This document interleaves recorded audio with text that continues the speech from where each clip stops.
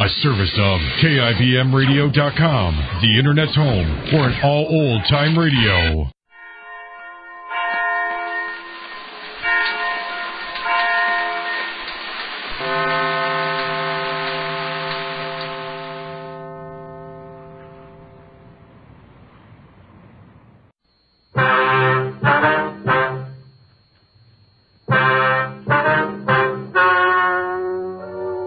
Ladies and gentlemen, the story you are about to hear is true.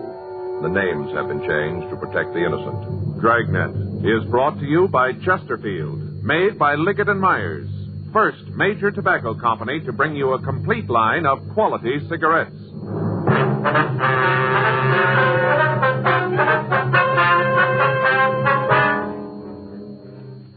You're a detective sergeant.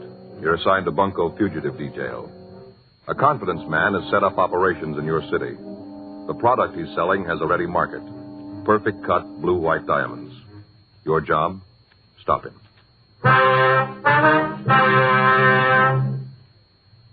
Today, you hear these three words everywhere. Chesterfield's for me.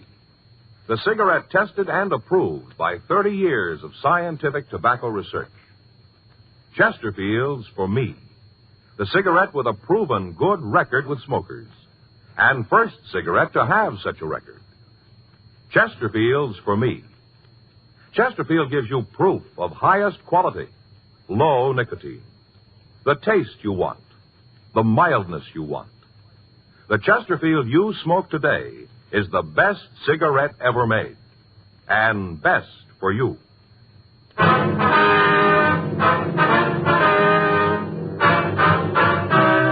Dragnet, the documented drama of an actual crime. For the next 30 minutes, in cooperation with the Los Angeles Police Department, you will travel step by step on the side of the law through an actual case transcribed from official police files. From beginning to end, from crime to punishment, Dragnet is the story of your police force in action.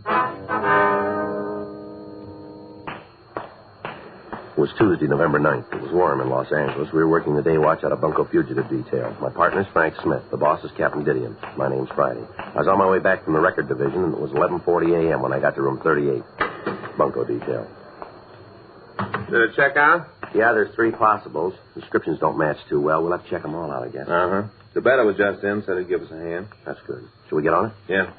Any calls? No, let's go. I got it. Bunko Fugitive, Friday. Yeah. Yes, ma'am. Well, I'm not sure. No, the officer that handled the case isn't here right now. I wonder if I could take a message. Yes, ma'am. He'll call you when he gets in. All right, uh-huh. Yes, all right. If you'll wait just a minute, I'll transfer it just a minute. Hold on, please. Would you give this call to 2949, please? Thank you. Oh, excuse me. Yes, sir. This the fraud department? Was Bunko Fugitive? Yes, sir. Then I guess this is what I want. I'd like to report a swindle. All right, sir. I'll check with the Veda, Joe. You can go to work on this list. Right. I'll be right back. Okay. You want to come in, sir? Sit down right here if you like. Okay. Well, where'd be the best place to start? Would you like to give us your name, sir? It's Harold Filson. That's with an F. F-I-L-S-O-N, Filson. Yes, sir. What I want to tell you about happened to a friend of mine. All right. He's a little too embarrassed to come in himself, so I said I'd tell you about it. It's a terrible thing. Should be stopped. All right, sir. We'll do what we can. You want to tell us what it's all about? Well, this friend of mine was in the bank one day. He'd gone in to make a withdrawal, a couple of $100. I see. On the way out of the place, this kind of seedy-looking man came up to my friend and started to talk. Did your friend know the man? Never saw him before in his life. All right, sir. Go ahead. Well, this little guy said he had a business proposition to put to my friend. Said they could both make a lot of money out of it. Mm-hmm. The little guy suggested that the both of them walk down the street to a little coffee stand that's there and have a cup of coffee. My friend didn't see anything wrong with that, so they did. That's where the little guy told the story. What was that, sir? Oh, about how he was a DP, a displaced person. Mm-hmm. Said he'd come over from Belgium. Big story about how he just managed to get out of Germany with his life. Really laid it on thick, real thick. Mm-hmm. That's when he pulled the snapper. Said that he got into the country illegally, but he didn't have any papers, and that's why he came to my friend. I see. Go ahead. And see, this little guy reached into his pocket, took out a couple of pieces of folded paper. He undid them, and there were 4 diamonds. Most beautiful thing you ever saw. Mm-hmm. Fellow went on to say that since he was in the country without a passport, he couldn't take the chance to try and sell the diamonds, said he might be picked up. So he wanted to sell the stones to my friend. Said he wouldn't have any trouble getting rid of them. Well, how much did he want for them, do you know? Said he'd sell the lot for $13,000. It's quite a bit, isn't it? Yeah, especially when this friend of mine doesn't know anything about diamonds. All right, sir. You want to go ahead? Well, the little guy said my friend to take the stones to any jeweler and have them appraised. Said he'd go along with whatever the jeweler said. And that's what your friend did, then? Yeah. Went to one of the best jewelry stores in the city.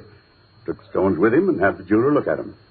Now, this little man, did he go into the store with your friend? No, he said he'd wait outside. Uh-huh.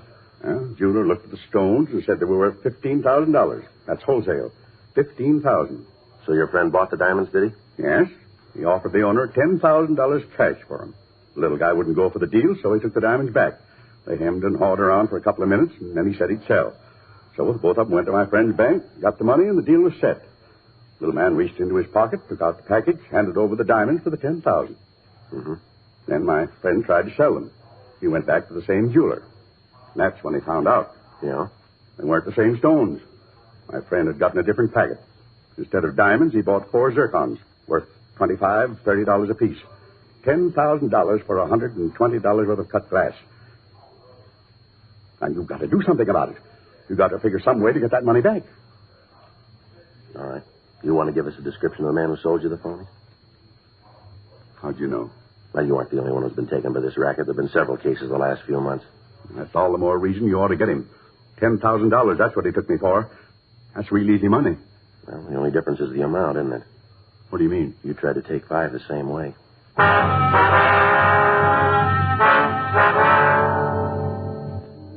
Frank came back to the office, and I filled him in on the story Harold Filson had given me.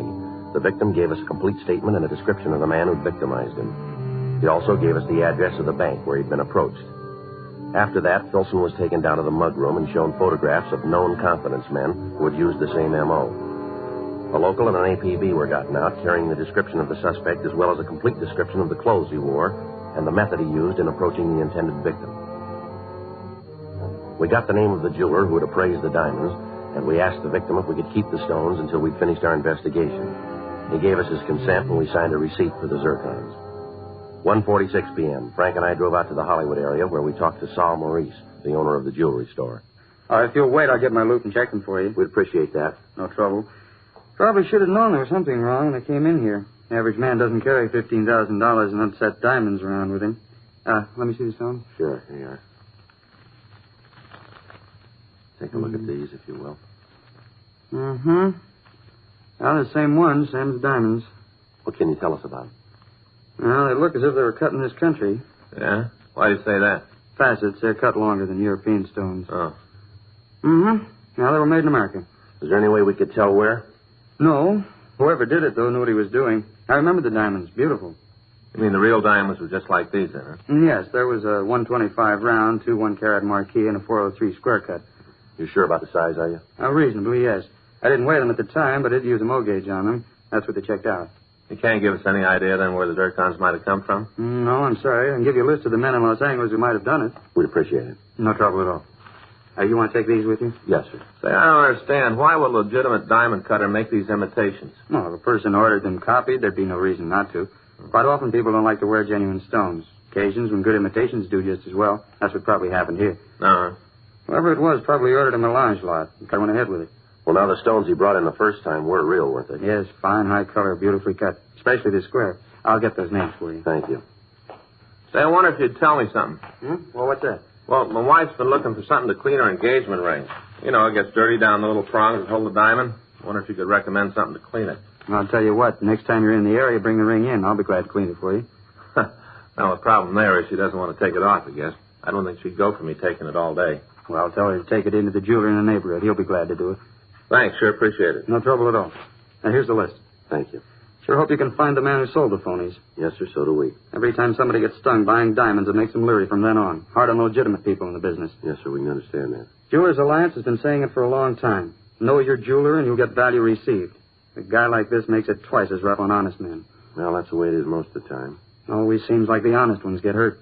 Well, maybe not always. What? I hope it's going to work the other way this time.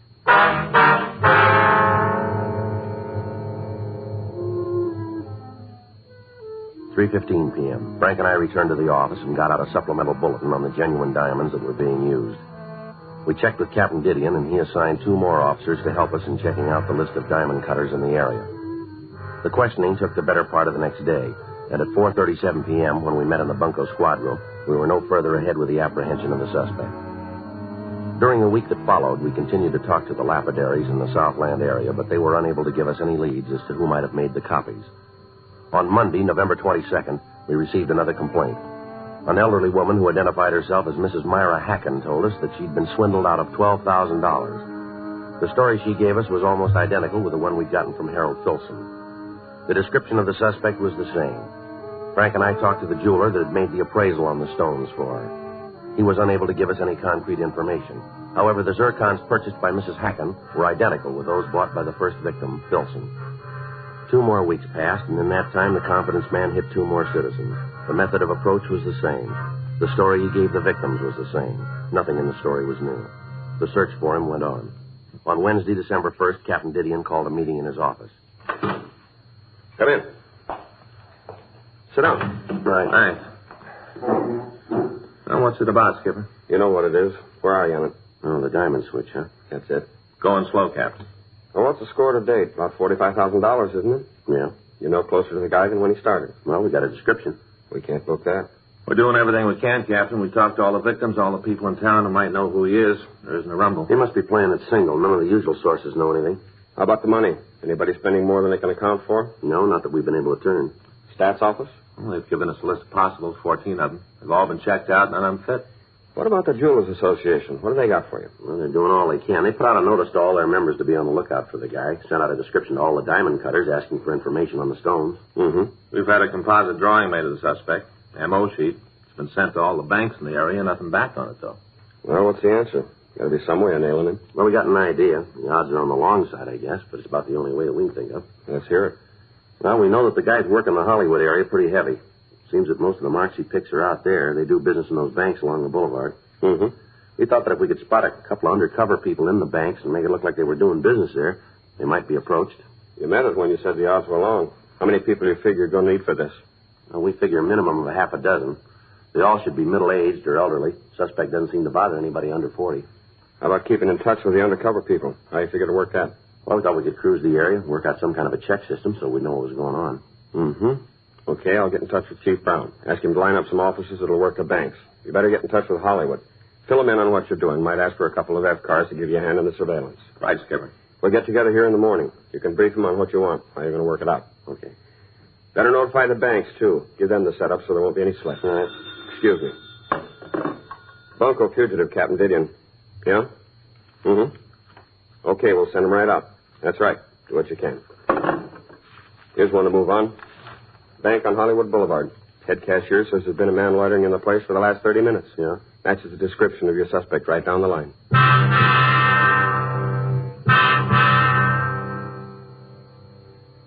The man had been detained until we got there. We were told that the suspect had entered the bank at approximately 11:40 a.m. and that he'd been observed by the bank guard. When the man's movements had aroused the guard's suspicions, he'd notified the cashier, and he in turn had called us when he noticed the similarity between the suspect and our bulletin. We asked the suspect to step out to our car so we could question him. He appeared to have been drinking, but he was cooperative. He got into the back seat with Frank, and we asked him to show us his wallet. Hey, my wallet. Is there any money in it? Well, I don't know if that's any of your business. You got any money in the wallet? Well, it might be a couple of bucks, yes. Then again, on the other side of the fence, there might not. All right, mister. Take the money out and hand the wallet to me. Ain't none. I'm broke. All right, let's have it. Sure, I like to cooperate. Always like to cooperate. All right. Is your true name Samuel Gerald Pugh? That is correct. Ever been arrested? That, gentleman, is my life story. Is that right? It certainly is. Many's the happy hour I've spent in your main jail. Delightful place. Referred to in the trade as the Gray Bar Hotel, you know. Yeah, what was the charge? I believe that's referred to in the trade as a 4127 ALAMC. Drunk, huh? Oh, now, if you don't mind, officer, rather you wouldn't put it just that way. It sounds so completely undignified. Completely. What were you doing in that bank?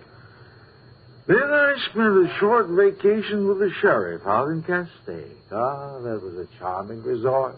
Look, what were you doing in the bank? Then I spent a short vacation with the sheriff out in Castaic. That's a charming Why resort. were you in the bank? I've also enjoyed the hospitality of the authorities in San Francisco, Oakland, and in Beaumont, Now, you look, Texas. mister, we're not playing a game with you here. You come up with some straight answers and come up with them fast.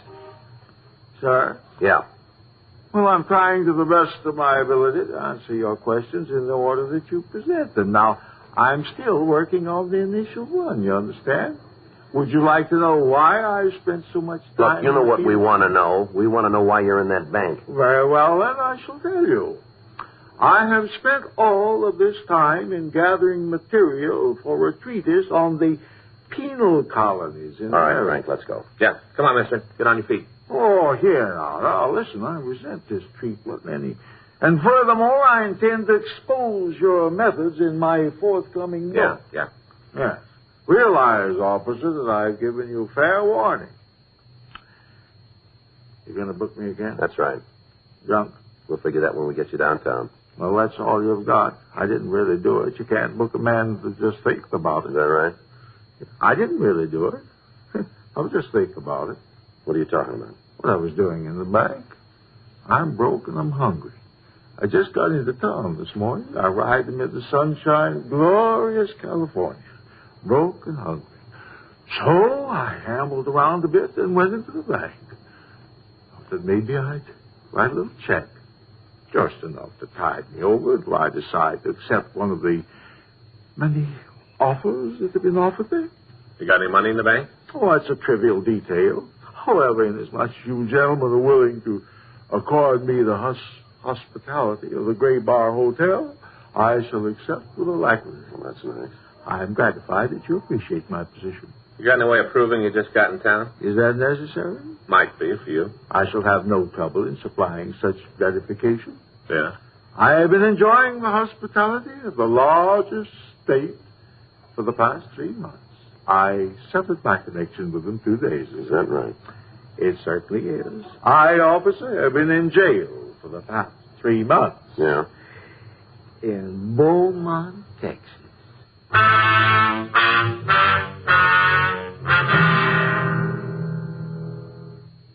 The suspect was taken to the city hall and held for further investigation.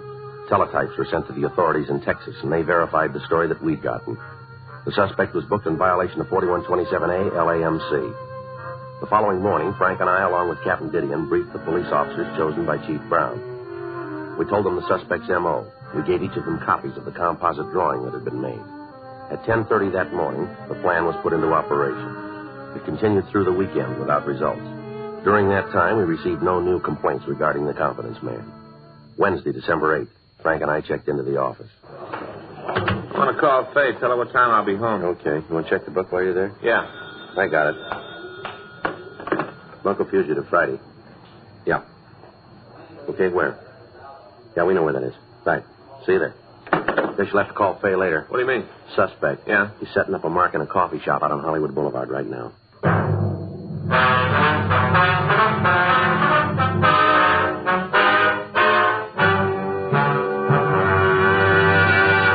You are listening to Dragnet, the authentic story of your police force in action. Meet the Tom Harmons. You know Tom is an All-American, and now a top sports announcer. Mrs. Harmon is the motion picture and television star Elise Knox. They're typical of people everywhere who are saying, Chesterfields for me. I like regular-sized Chesterfields. Have for years. They're best for me, at least I think so, because of that Chesterfield quality. That's the way I feel about them, too. I've always smoked Chesterfields. Now I go for the king size. Guess I like a longer smoke. So whether you smoke regular size like Elise Knox or king size like Tom Harmon, enjoy America's most popular two-way cigarette. Chesterfields for me. You'll hear it everywhere. The Chesterfield you smoke today is the best cigarette ever made. And best for you.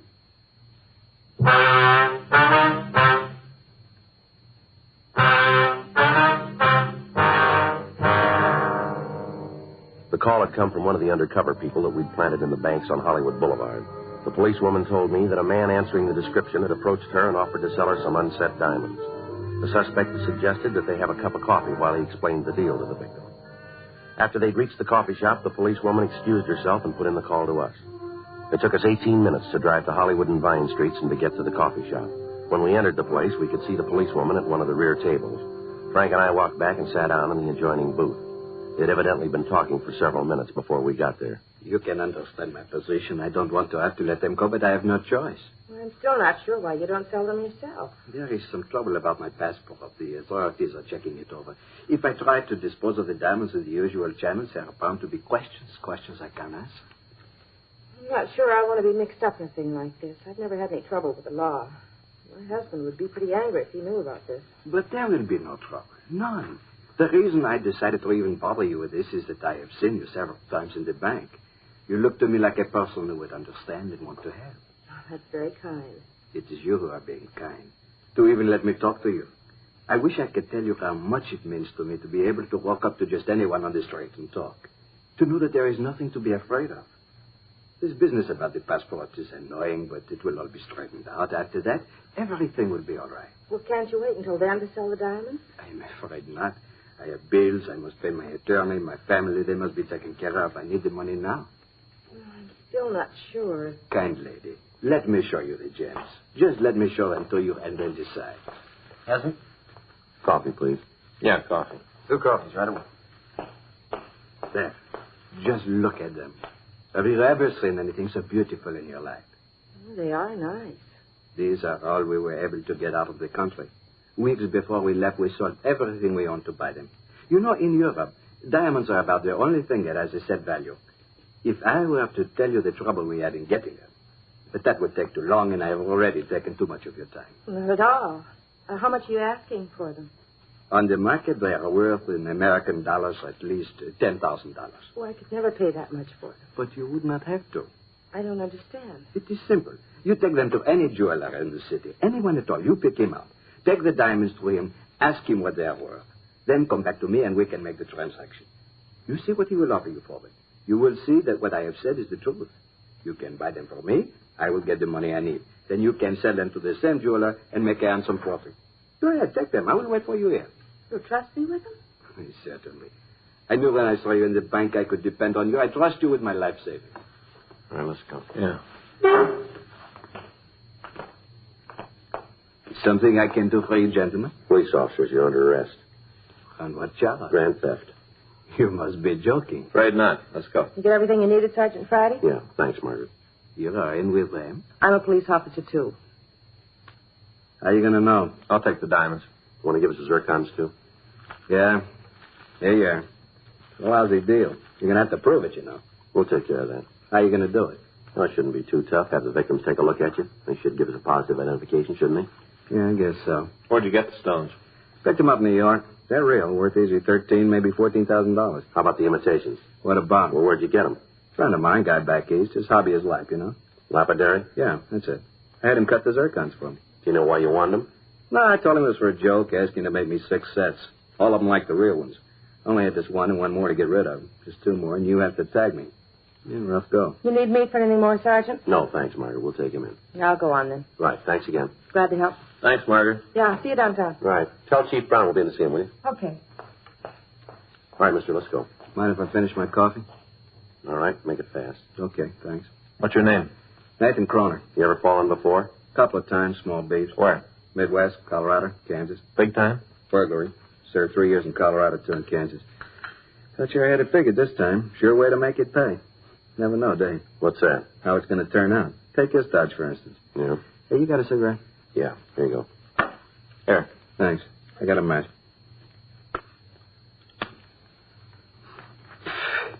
You know, this would never work if you tried it with honest people. Is that right? Sure. Right off, I told him I was having trouble with my passport. Even told one of them I was in the country illegally. That's when he should have gone to the cops right then. Mm-hmm. Gonna miss that. What's that? The coffee. Gonna miss it. Anyway, if every one of them didn't have a little thievery in them, isn't a con game in the world it'd work. You ever think of that? Yeah, once in a while. I hand over a bunch of diamonds. Now, I know they're worth a minimum of $15,000. Worth that anywhere in the country. Mm-hmm. So what happens? The Mark takes them into a jeweler and finds out they're worth that much, and right away he's out to try to make a fast buck for himself. He comes back, tells me they're only good for $10,000. You see? Thieves. Mm-hmm. You about finished with that coffee? Yeah. Now, the Mark stands to make himself a couple of $1,000 going in, but that isn't enough. He's going to take me for more. It wouldn't work if they weren't thieves at heart. Well, that still doesn't give you the right to take them. I suppose not. I get a real kick, though, out of figuring what they look like when they find out they're stuck with a handful of cut glass. Must be real yaks to see that luck. Now, how about that coffee? Come on, let's go. Yeah. Okay, I'm with you. All right. You pull this Dodge anyplace else in the country? Not me. This is the first place. Figured if I scored good here, I could take it easy. You know, work a bit, maybe once a year in a different city. Keep moving. Don't make any difference how they talk or what kind of clothes they wear. A mark's still a mark. I just had a bad deal. Going good, I could have lived off of it for years. That's what you wanted, huh? Yeah, just a deal to keep me in clothes and food. Roof over my head, nothing big. Well, it all worked out then, didn't it? What? That's what you're going to get. Come on.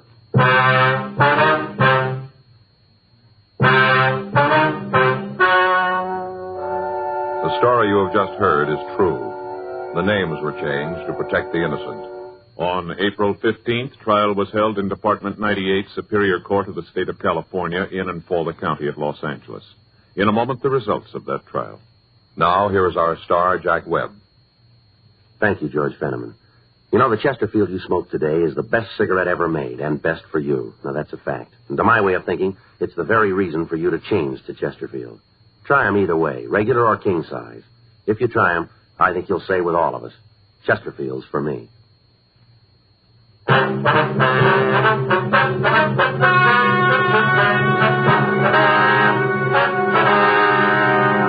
Nathan Austin Kroner was tried and found guilty on 4 counts of grand theft and received punishment as prescribed by law. Grand theft is punishable by imprisonment for a period of not more than 1 year in the county jail, or for a period of not less than 1 nor more than 10 years in the state penitentiary.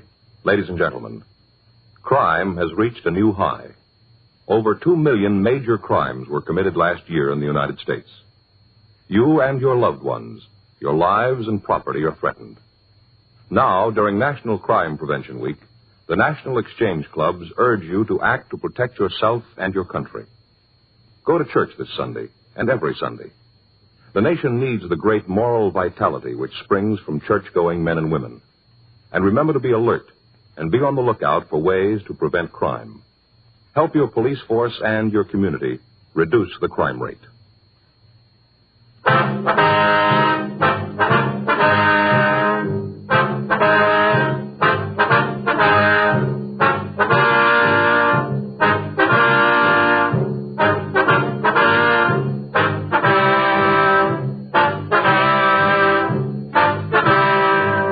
You have just heard Dragnet, a series of authentic cases from official files. Technical advice comes from the Office of Chief of Police W.H. Parker, Los Angeles Police Department. Technical advisors, Captain Jack Donahoe, Sergeant Marty Wynn, Sergeant Vance Frazier. Heard tonight were Ben Alexander, Harry Bartell, Virginia Gregg. Script by John Robinson. Music by Walter Schumann. Hal Gibney speaking. Watch an entirely different Dragnet case history each week on your local NBC television station. Please check your newspapers for the day and time. Chesterfield has brought you Dragnet, transcribed from Los Angeles. Filter tip smokers, this is it. L&M Filters, the one filter tip cigarette with plenty of good taste, much more flavor, much less nicotine, and effective filtration. Only the L&M filter contains the miracle product alpha cellulose, absolutely pure, non-mineral, harmless to health. Yes, this is it. As Maurice Evans puts it, L&M filters are just what the doctor ordered. Buy L&M filters, the light and mild smoke.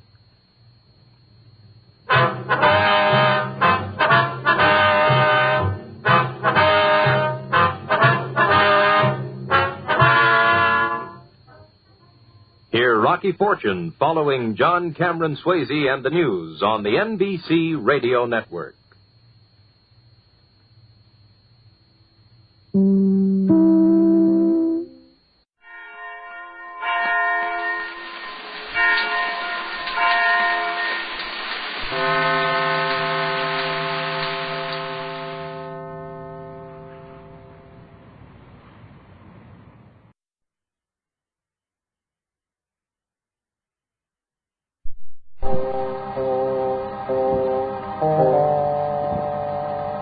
name's Regan. I get 10 a day in expenses from a detective bureau run by a guy named Anthony J. Lyon. They call me the Lion's Eye. Jack Webb is Jeff Regan, Investigator, as CBS offers you hard-boiled action and mystery and thrilling adventure in tonight's story of The Lady with Too Much Hair.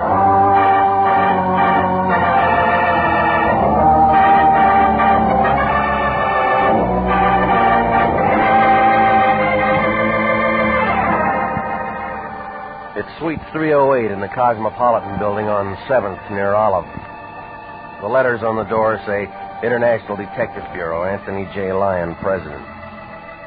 They used to be in gold, but the Lion scraped them off one day and made some kind of a deal with Fort Knox. Oh, it isn't much of an office. One room, the size of a cigar box, and it smells about the same. There's an overstuffed chair in one corner with a loose spring that's a menace. Right over it, there's a crack in the ceiling. But the Lion doesn't seem to mind. He says the place is rigged for comfort. Well, that's where I was at 5:25 last Wednesday night. The Lion was sitting behind the desk looking at himself in a mirror. What he saw should have scared him. A pair of shoe-button eyes mounted in a head like a Spanish onion. You know, Regan, I don't feel like I used to. Neither do the Republicans. Think I've got that middle-aged look. Just the spread. It's getting a little scarce on top. Change your shampoo. I shouldn't be getting bald at my age. I'm only 39. Your addition's kind of bad, isn't it? I guess it's because I got so much worry. Running this business takes a lot out of a man. Takes more out of your clients. They get good service at reasonable rates. Well, I've heard the commercial. Regan, cancel all arrangements for tonight. You're going to be busy. Doing what? That's the trouble with you, young man. Too hasty. Learn how to relax, like me. Tell that to your ulcer. Ever hear of a lady named Hazel Carr? No. Well, you're going to. She's a businesswoman, and we got business with her. What kind? Later. When? Anthony J. Lyon, International Detective. Yeah. 1302 Beechwood. Right away, Mrs. Carr. Okay, there's the kickoff, Regan. Who's playing? You and a red-headed guy. Hop over to this address and hide behind a tree or something. I forgot my beard. You'll see a red-headed guy coming out of the house in about 45 minutes. Get a real good look at him. Why? He's the guy you're going to study so you'll know him anytime you see him. Where does Hazel Carr fit? She's inside the house. After you spot the guy, go in and see her. Fill in the rest. She'll give you all you got to know. Now get moving and stay on the ball. I work for you. How can I get off?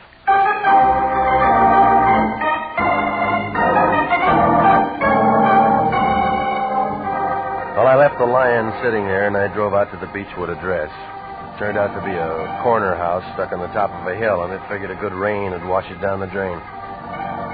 Well, I parked across the street and lit a cigarette. Watched a kid on a bicycle throwing newspapers. His aim was real good. He got them all on the roof. I watched him finish the block, and that's when my knee action began to suffer. A heavy guy in a trench coat had his foot on my running board. He had a big face, and he turned it sideways and stuck it in the window. What's the matter, buddy? Out of gas? No, my foot fell asleep. Oh. How about a light? Want a light? Got one. Okay. Out of fluid, anyway. Well, pull your head out of here before you lose it. It's all right. I always carry a spare. Come on, beat it, Buster. You spoil my view. Oh. Peeking, huh? Maybe. You say maybe. I say yes. All right, what do you want? Same as you. You're looking. I'm looking. Whose side you on? Depends. On what? Whose side you're on. See ya. That was when the front door of the Carr house opened and 6 feet of pinstripe gray came out on the sidewalk. His 200 pounds was topped off with a bush of red hair, and he had a face to match. It had a flushed look, like a high school boy at a burlesque show. He started down the street. The guy in the trench coat crossed over to the other side and moved after him, kind of slow. Then they disappeared around the corner. Well, he was playing his hand, I was playing mine. I climbed out of my car and walked up to the door of the Carr place. The bell sounded like something that should have been in Buckingham, but the woman who answered wasn't any queen. Yes? My name's Regan, International Detective Bureau. Oh, Lion's Eye. Please come in, Mr. Regan. I'm Hazel Carr. All right. You saw him, I suppose. The redhead? Rather large, isn't he? The Dons are missing a bet. Sit down, Mr. Regan. May I offer you something? I'll try a story. We'll get to that in a moment. What's wrong with right now? We have other things to discuss. You have a dark suit, I suppose. Yeah, I got it on. Well, get it pressed. You're going out tonight, Mr. Regan. I'm already booked. Then disappoint her. You see, from now on, you're working for me. Come on, strike a match, lady. I don't like the dark. You're going to meet the 7:10 at the Union Station. My daughter Phyllis is coming in. She's been at an Eastern school getting finished. How'd she turn out? Just a vacation. She's dying to see Hollywood. She should have a young man. Well, I'm no escort bureau. I want more than an escort for Phyllis. I want a man with authority. She play that rough? That redhead you saw. He thinks he's in love with her. We all make mistakes. But he's impetuous. Follows her all over. He even threatened her. He says he'll kill her and himself if she doesn't marry him. Well, either way, he loses. I don't care about him. It's Phyllis that worries me. She's so young. Mm-hmm. But I don't want her to know that things are so bad she needs protection. You must remember that. Maybe she'll figure it out herself. Don't let her. Anyway, I've wired her that a young man was going to meet her at the train to show her around. A nice young man. Can you act the part? I'll try. I'll see that you do. Who's that boy out in front in the trench coat? I don't know what you mean. Okay. Anything else? I made your reservations for dinner dancing at the Grove, and I'll show her a good time. You're paying the bills. And keep her occupied until I figure out a way to get rid of that redhead. Murder might work. Think about it. Call me after you pick her up. Sure. Now, you better go. Okay. Oh, Mr. Regan. Yeah? Here. What's this? Emily Post. Read up on your manners.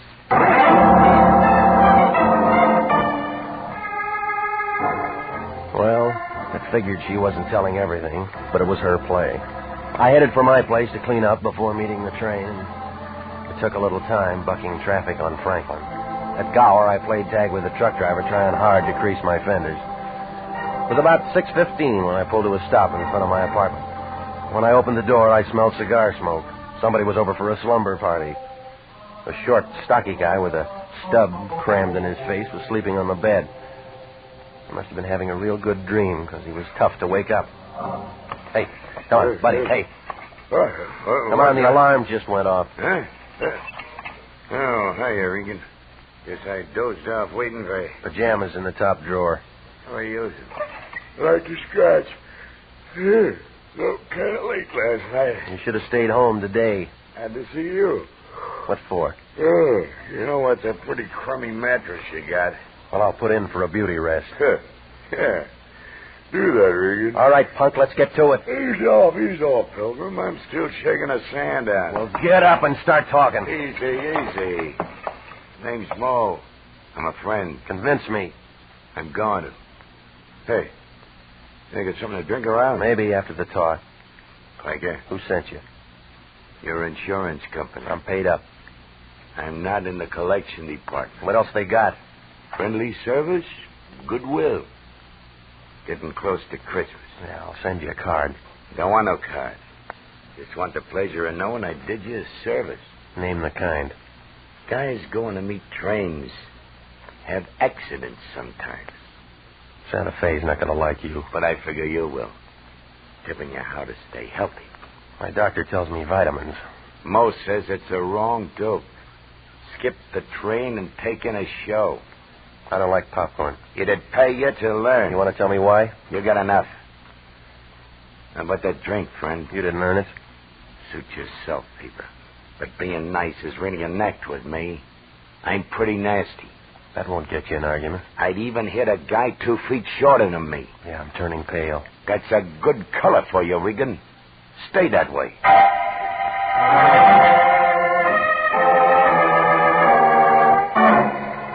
He chewed on the cigar a couple of times, and then he went out to find a spittoon. Oh, the whole thing had a crummy look, like a box of stale crackers. I tried to figure whether he was working for the redhead or grubbing around on his own, but not enough scenes were in to make it a full picture.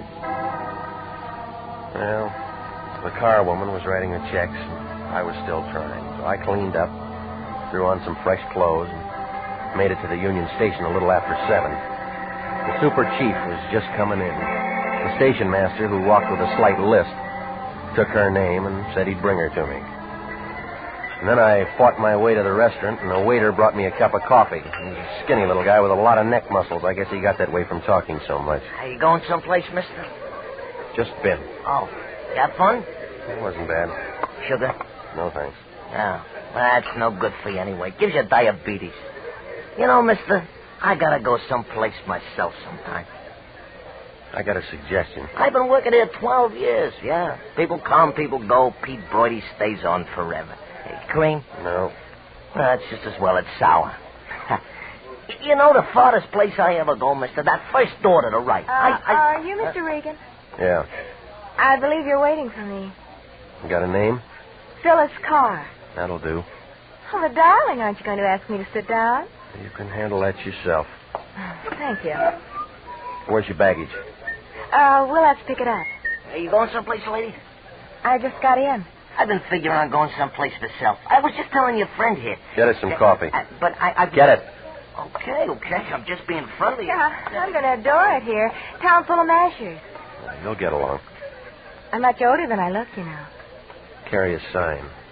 Well, you don't seem very happy with me. I'm dreadfully sorry. You're much better than I expected. Your mother thought different. Oh, she's a dear. I thought at first she might pick me one of those children from UCLA. They'll grow up. But, darling, who can wait that long? I want to have fun while I'm young. Look, what kind of school do you go to? All girls. Well, that explains a little. And it's very progressive. Here's your coffee, lady. Oh, thank you so much. Don't mention it, lady.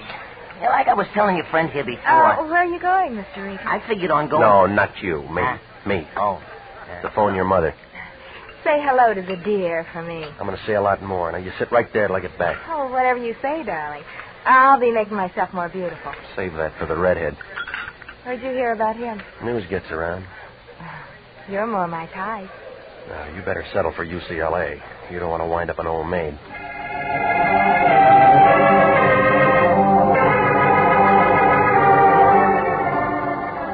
Well, it wasn't appealing. Nursemaid to a junior miss, trying hard to work up a sweat.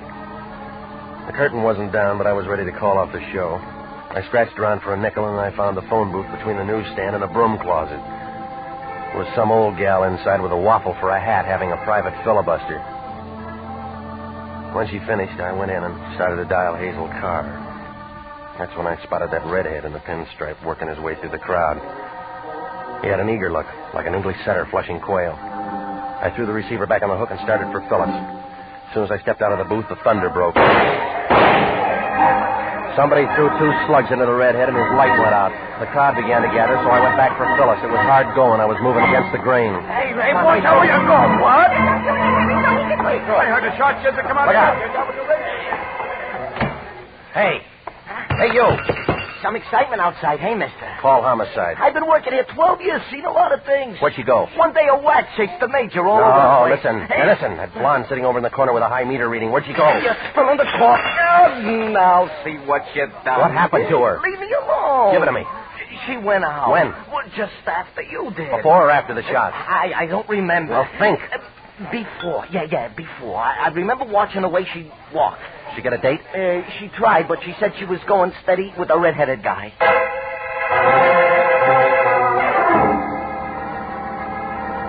Well, things weren't going to get any better at the Union Station. Homicide would be down there scratching around.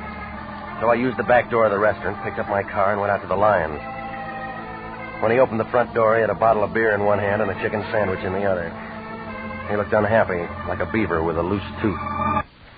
Regan, where you been? I've been looking all over for you. Did you try missing persons? Called your place 3 times, nobody answered. You knew I was working. That's what I called you about. I got something to tell you. Well, wait your turn. What's the matter with you? In trouble again? No, you are, big shot. Another bum client. International detective never had a bum client. Well, those 2 women just spoiled your record. You've been drinking. You better call homicide and get us off that hook and then turn back Carr's retainer. Regan, what do you say? You heard me. But it's unethical to return money. When Anthony J. Oh, Lyons stop gets it, will you? work. You quit giving blood when you found out somebody'd pay for it. You're out of line. Every time you cut yourself, you make a beeline for the Red Cross to get it back. International detectives under obligation to Mrs. Carr, and we're going to see it through. All right. You hold her hand in the gas chamber. What does that mean? That's where she's going to be after the police get through. What happened? That redhead got himself a free ride to the morgue. It looks like her daughter, Phyllis' car, called the place. You're out of your mind. Look at this telegram. Let me see. It's from Phyllis' car in New York. She just ran away from school with a Princeton man.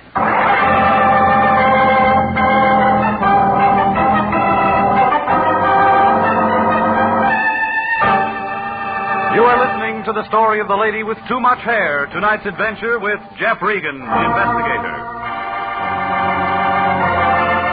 Commissions are still available in the Army Nurse Corps. Graduate registered nurses between the ages of 21 and 45 may qualify for service with this fine organization. Nurses may request active or inactive status. Those on active status enjoy the same privileges as regular Army officers. Those on inactive status may continue their civilian nursing duties, but stand ready to serve in time of emergency. If you are interested in joining the Army Nurse Corps and believe you qualify for a commission, apply to the Adjutant General, Washington, D.C. And now, back to Jeff Regan, Investigator, and the story of the lady with too much hair.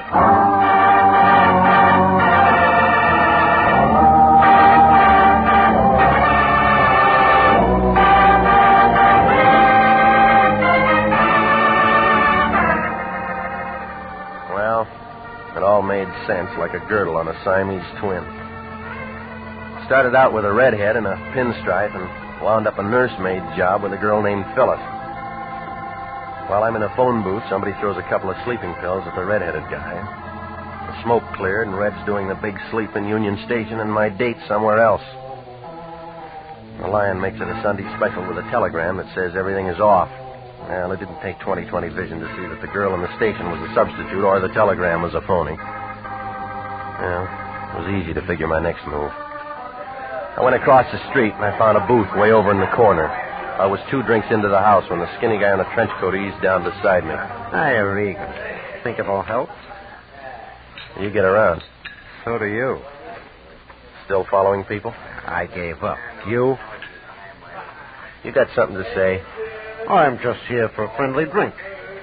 Try the bartender. I like conversation. What kind? All kinds. Bourbon and water. Now, don't look so worried, Regan. I'll pay for my own. You gonna make a night of it? I can't. Got things to do. Gotta find a man who shot a man. What man? The one I followed. The one you watched. Any idea? Yeah. Who? You. Bum joke, Regan. Well, why'd you follow him? My business.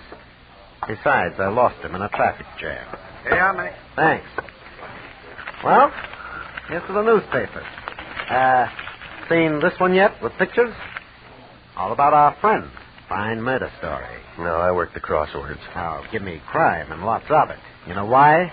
No, tell me why. It's sin, and sin is here to stay. All right, you said your piece. Unknown assailant fires 2 shots into traveler at Union Station. Listening? It's an old story. Think so? He got his red hair dirty on the floor. Wrong caper. Well, I'll catch up later. This guy was different. How? Bald, like a boiled egg. Crazy, give me that. See what I mean? The guy in the picture ain't got red hair, got no hair. What's your angle, Buster? Like I said, I read papers. Why? I thought maybe you belonged to the Barbers Union.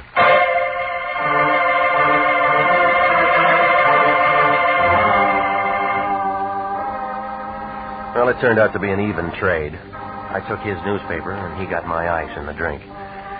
Well, I went back to the office and sat down and tried to figure it out. It was all crazy, like an Eskimo with a popsicle. I started by calling Hazel Carr's house, but the nickel came back. The phone book gave a business address, so I drove out there. It was a pink stucco job out on Olympic, right after you pass Redondo. A red neon sign told you that Hazel Carr Incorporated specialized in hair pieces. Nobody answered up front, so I slipped around to the back door. The door opened into a workroom. I scratched a match. Somebody had been looking for something, and it wasn't dandruff. Every wig in the place was torn apart. It was just about then that I heard a step, and then a flashlight jumped out at me, and I smelled a cigar. It was Mo.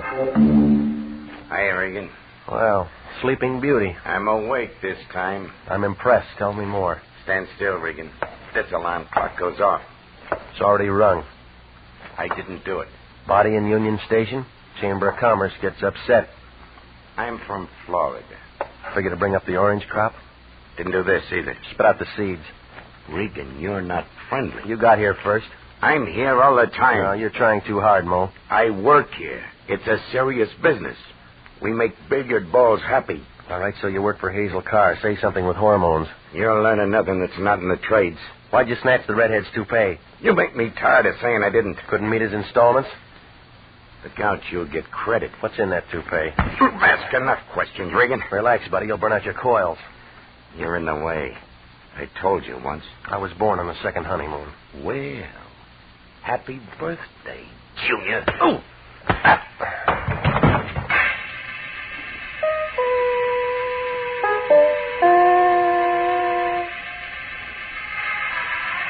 I was lying face down in a pile of Santa Claus beards and yak tails. When I rolled over, there was the lion. He was shaking like a polar bear in a French bathing suit. Wake up, Regan, wake up. I could hire a detective for the price of you. Get a midget and he'd starve to death. We got a client. She needs you. What are you, Silent Arrow? I'm a nursemaid with you around. She called the office. Gonna have another daughter? I told you it's legitimate. She didn't know nothing about the phony. Where is she now? 1629 Locust Avenue. Why? She's in the middle of a smuggle. You sure? It adds up. She pays the bill. She's straight. How'd you meet her in the first place? I got a right to a private life. Not at your age.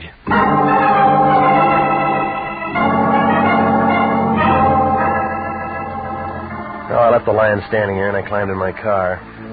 I made a couple of right turns in the wrong zone, but I found the address all right. 1629 turned out to be a two-story Monterey number in the middle of what looked like a golf course. Hazel Carr owned this place, too. She must have been selling toupees to Crosby's whole stable. I parked the car and I headed for the lights that were on downstairs. I took the front steps two at a time. Well. Wow. If it isn't UCLA. I just got in from Berkeley. Oh, don't be bitter. I'm not. Where you been? Jealous? You're fickle. Just when I'm in college. Lucky student, buddy. I didn't know you noticed. Well, skip it. It was a lousy act anyway. Good enough to fool you. Going somewhere? I got a date. If it's with Mrs. Carr, don't bother. I sent for you. You better try again. Your boss just got a phone call. Well, if I put on one act, I can put on another, can't I? You didn't kill Red. It's not important. Yes, it is. Come on back inside. We're going to have a threesome. I like it better at the zebra room. We could find a dark place. That'll come later.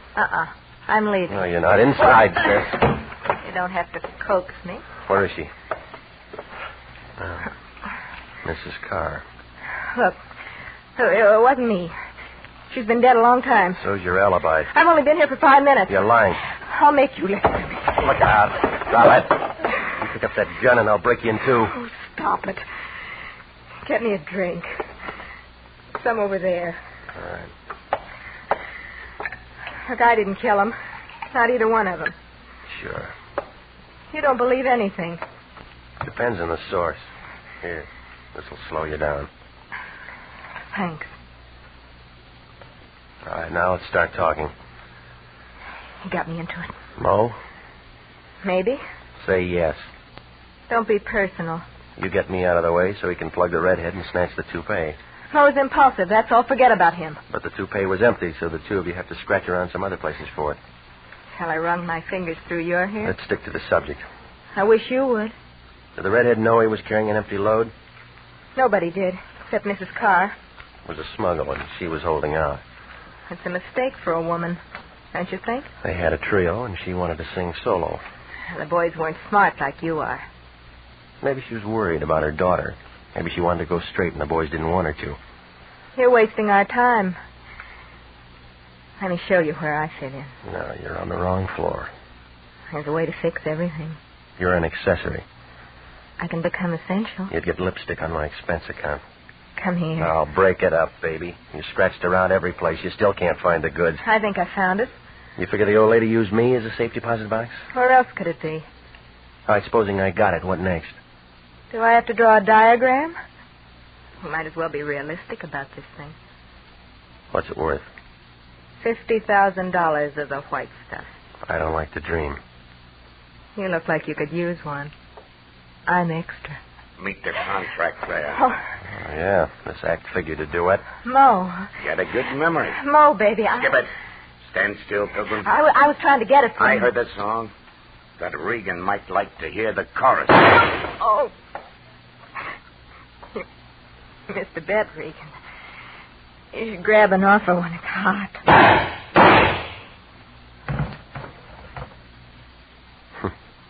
Don't be sad, Pilgrim. She smiled at all the boys. Come on, let's get out of here. You'll look better with slow paralysis.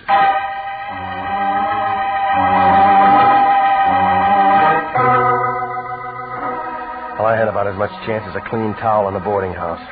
When the muscle said move, I had to be polite. I guess he figured the car place was too crowded and he wanted new scenery. Well, we went out to the street, and he steered me for his car. It was a black job with white sidewalls, and there were 2 suitcases in the back seat.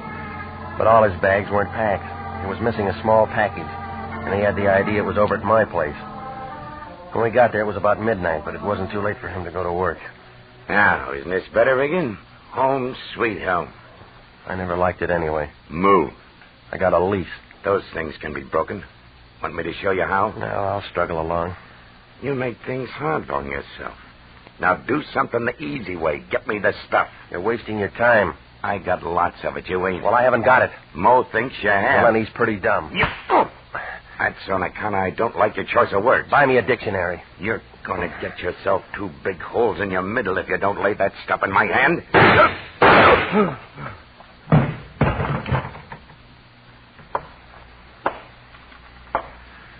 Sorry I had to do that to him, Regan. I forgive you.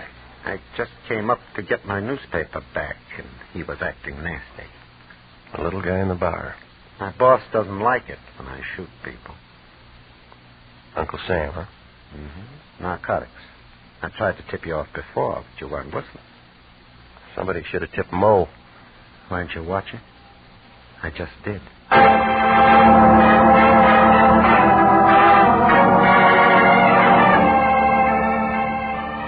Well, it was all over fast, like a short beer in a cheap saloon. They took him away in a basket, and all I had left was a spot on the rug. They had a good thing until Hazel Carr got anxious and decided to pull out. Only she wanted to be clean and have the stuff, too. That's what started the scavenger hunt. The only thing straight in the whole corkscrew was the part about the daughter needing protection. But I guess she got it back at Princeton. The stuff? Oh, it finally turned up. Hazel Carr had found herself a good place to hide it. The Fed spotted it the first thing the next morning when he saw the lion. How could he miss? The lion looked awful in that red toupee.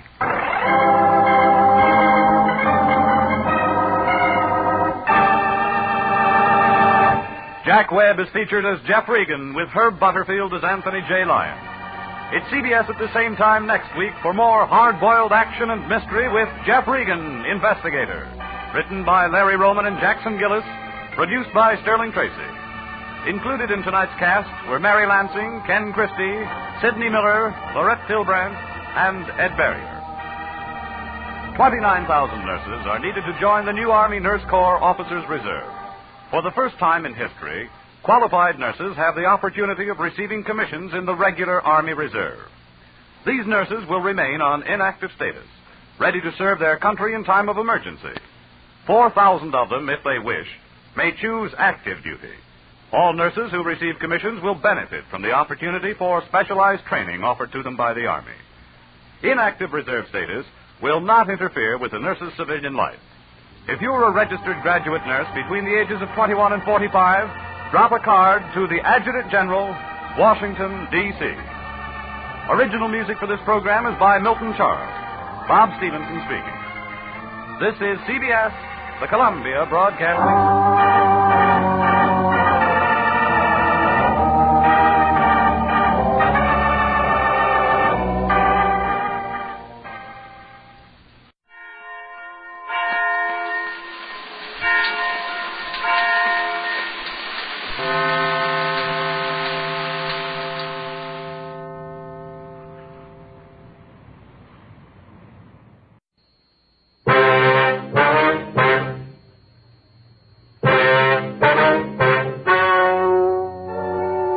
Ladies and gentlemen, the story you are about to hear is true. The names have been changed to protect the innocent. Dragnet, is brought to you by Chesterfield, made by Liggett & Myers, first major tobacco company to bring you a complete line of quality cigarettes.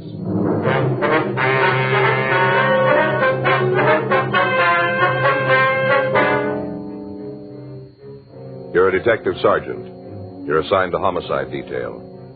The body of an attractive woman has been found in the downtown office building, beaten to death with a piece of lead pipe. The killer has escaped into the city. Your job, find him. Today, friends, you hear these three words everywhere. Chesterfield's for me. The Chesterfield you smoke today is the best cigarette ever made. Best for you, because Chesterfield gives you proof of highest quality, low nicotine. The taste you want, the mildness you want. Chesterfield is best for you because it is tested and approved by 30 years of scientific tobacco research. Chesterfield is best for you because it has an established good record with smokers, proven by test after test. Yes, friends, the Chesterfield you smoke today is the best cigarette ever made.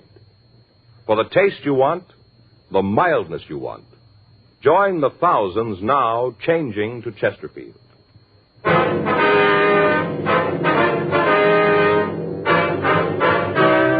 Dragnet, the documented drama of an actual crime. For the next 30 minutes, in cooperation with the Los Angeles Police Department, you will travel step by step on the side of the law through an actual case transcribed from official police files. From beginning to end, from crime to punishment, Dragnet is the story of your police force in action.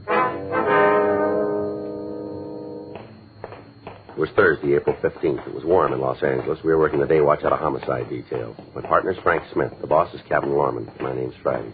We just left the murder room, and it was 7:40 a.m. when we got to suite 718, the building manager's office. Miss Joyce? Yes. You men cops? Yes, ma'am. We understand you're the one who found the body, is that right? Oh, that's right. I found her. Oh, it was an awful thing. This is my partner, Frank Smith. My name's Friday. Wonder if you feel up to telling us exactly what happened. Oh, sure. It's just about the most terrible thing ever happened to me. Something we can get you, man. Oh, no, thanks. Janie brought me some hot coffee. Who's Janie? Janie Alquist. She works the first 3 floors. She brought me some hot coffee. I see. She was up here, and they let her bring it. All right, Miss Joyce. Could you just tell us about it, please? Right from the beginning. You want to hear all about the whole thing? If you would, please. Well, I came on at 4, just like always. I punched in and came up to the 10th floor and started in. Got the things out of the closet on the 10th. Mm-hmm. Usually I start on the 7th. But now and then I like to do it a little different, and I start on 10 and work down. Yes, ma'am. What time was it when you found the body? Oh, just a few minutes ago. I guess about 7, right around in there. I only had 2 more offices to do, and I'd be finished. I just had 2 more when I got there. Yes, ma'am. You'd go ahead and tell us about finding the body? Oh, well, I unlocked the door, and I saw the light inside. I thought it was kind of funny, because usually it's dark. You mean in the office? Yes, and where Mrs. Fitzgerald's desk is, it's usually dark. Yes, ma'am. I thought it was kind of funny, like I said.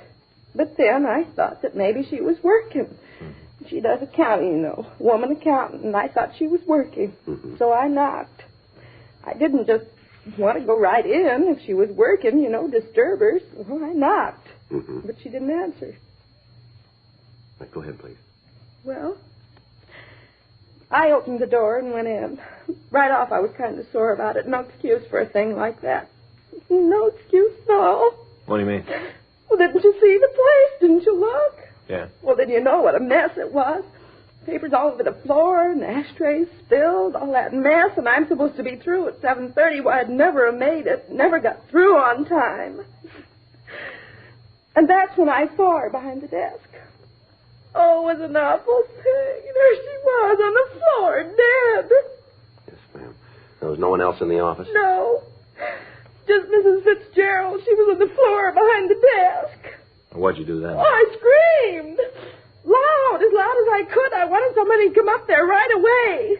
And that was the first time I ever saw anybody dead. Then I ran out of the office and went downstairs to get somebody to help. Just an awful thing. Oh, poor Mrs. Fitzgerald. Oh, she was so nice. All the time saying hello when she'd come in early and I'd still be working. Oh, I think about it and I just can't believe that it's true. I just can't hardly believe it. Did you see anyone on the floor while you were working? Just Mrs. Fitzgerald. No, ma'am. I mean, was there anybody in the halls of the building? Oh, no. No, not that I saw. There wasn't anybody. I'd have seen them if they was there, but they weren't. All right, Miss Joyce. We'll contact you tomorrow about a statement. Meantime, I'll leave you one of our cards here. If you think of anything we should know, we'd appreciate it if you give us a call. Oh, I sure will. Anything at all, I think I'll call you. Can I go now? Yes, ma'am. I've got to go home and take a hot bath and calm my nerves. Surely. Oh, sure, it's going to be a shock to her husband. Of course, not that he'll mind too much. Beg your pardon? Her husband, you know, Mr. Fitzgerald. Yes, ma'am. What about him? Well, just that it isn't going to bother that one too much. Why do you say that? Oh, I shouldn't have said anything. Not a word. I shouldn't have told you. I'd get fired, sure. Well, if it's got anything to do with Miss Fitzgerald's death, maybe you better tell us, don't you think? Well, if you'll promise not to tell the supervisor. All right, go ahead. It gets dull just being in a big building by yourself, all alone at night when there isn't anybody around. It's pretty dull. Mm-hmm. Once in a while, not real often, but just once in a while, I kind of read some of the letters that people throw away, you know, in the wastebasket. Mm-hmm. They don't want them anymore, so when it gets real dull, I read them. And I've read some in Mrs. Fitzgerald's office from her husband, Mr. Fitzgerald. Yeah. Seems like they've been having some kind of a big fight, going to court and all. I don't know what it's all about, but they've been fighting. And in the letters, he tells how she ought to leave him alone. I guess she's asking for a lot of alimony or something. That's what it sounded like to me. Some of the letters, the way he wrote to her, mean, used to threaten her all the time. You saw these letters where he threatened her, did you? Yes. One, I guess it was about a week ago. He said in that if she tried to railroad the thing through, now that's what he said, railroad the thing through, he'd come up here and... Yes, go ahead. Well, that's all there is. I couldn't find the other piece of the letter where he said what he was going to do. See, she tore up the letters after she read them. Mm-hmm. All right, Miss Joyce, thank you very much. No, I hope I helped. Yes, ma'am, I certainly have. I sure wish I could have found that other piece of the letter. No way of knowing what it said. Yes, ma'am. You suppose he really meant it? I don't know. We'll ask him.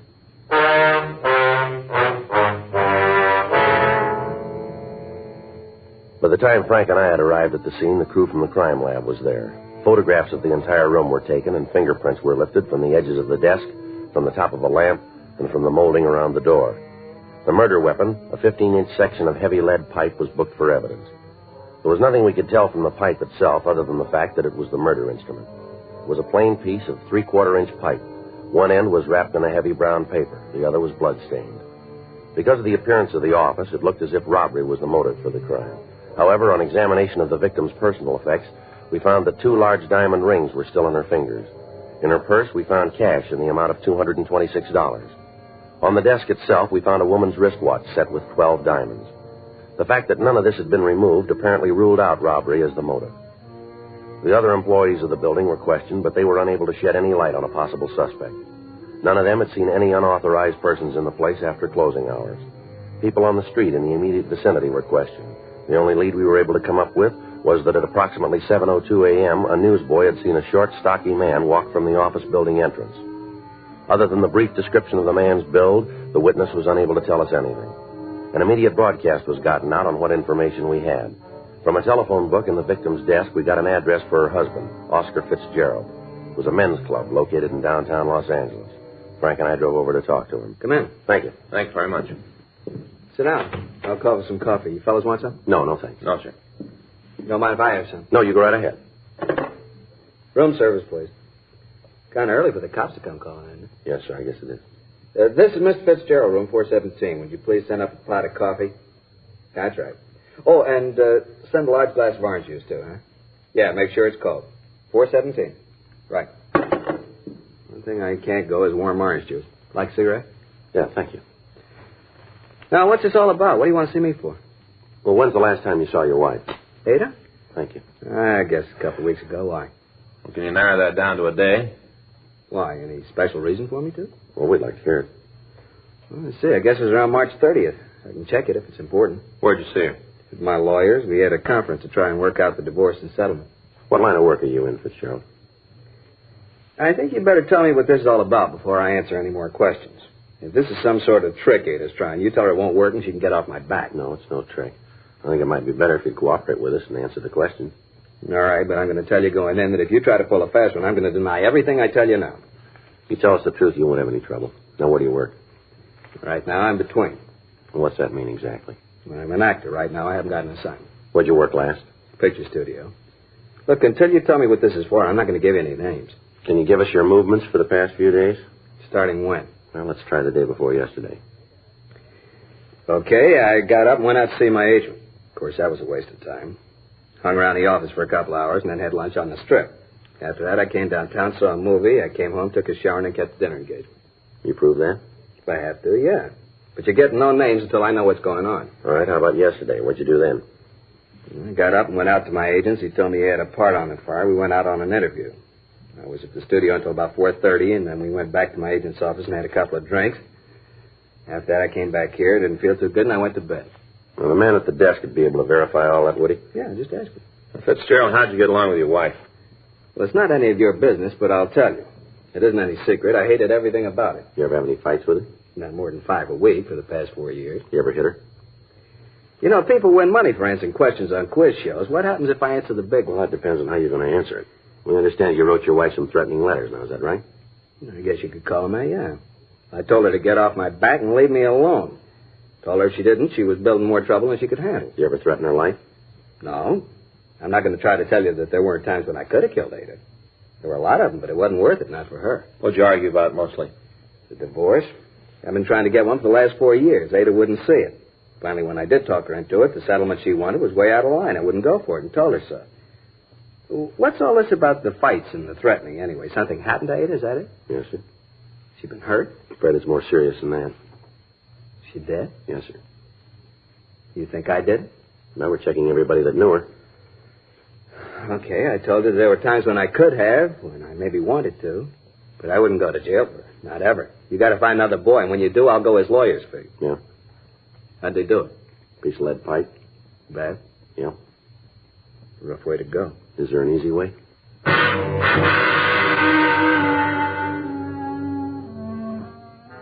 We made a preliminary search of the room, but we found nothing that would tie in the victim's husband, Oscar Fitzgerald, with the crime. We talked to the desk clerk, and he verified the man's story that he'd been in his apartment the evening of the killing. Fitzgerald made arrangements with us to attend the coroner's inquest, and Frank and I went back to the city hall. We checked with the crime lab on their investigation. Lieutenant Lee Jones told us that they'd been able to lift several partial fingerprints from the murder weapon, but that they were impossible to classify. He went on to say that the other prints that had been found at the scene were unusable as evidence, since it would be difficult to get enough points for identification. The other physical evidence taken from the office was of little use. A check had been made of the piece of pipe, but it was found to be of a common type and impossible to trace. Microphotographs had been made of the serrated edges, and these had been booked as evidence. We asked the stats office to make a run on the M.O. of the crime, and they told us that they would start through their files immediately. For the next 2 days, Frank and I talked to all of the friends and relatives of the victim, attempting to find a motive for the crime. From what we had to work on, the only plausible reason for the killing was either revenge or jealousy. None of Mrs. Fitzgerald's friends or business acquaintances were able to point out anyone with a strong enough reason to kill the woman. Monday, April 19th, Frank and I got back to the office after interviewing one of the victim's business competitors. Well, that's another one that didn't go anyplace. It seems like that's all we've been drawing on this one, doesn't it? Yeah. I'll check the book. All right. Anything come in from the stats office yet? No. Said they'd have the rest to run for us this afternoon. First bunch didn't turn anything. I got it. Homicide, Friday. Yeah, Jack. Anything on him? Sure. We're no place now. Well, no, anything's got to be. You want to give me that address? All right. All right, we'll check it. Good. All right, Jack. Thanks again. Bye. Jack McCready says he talked to one of his informants this morning. Guy came up with a couple of good things, maybe. Yeah? One of them's about a guy in the Olympia bar at 4th and Kohler. Fellow's pretty drunk. Been doing a lot of talking down there. Something for us? Maybe. He's bragging about beating a woman to death with a piece of pipe.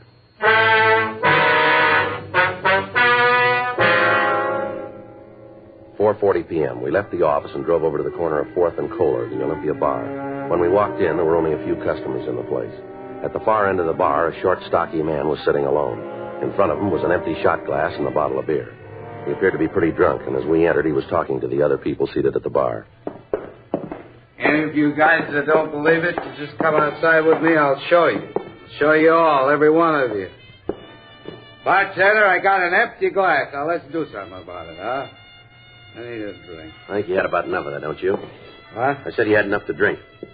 Who are you to tell me that, huh? Who are you to come in here and tell me what to do? What's the matter? You think you're cops or something, huh? Is that what you think? You called it. Come on, we want to talk to you.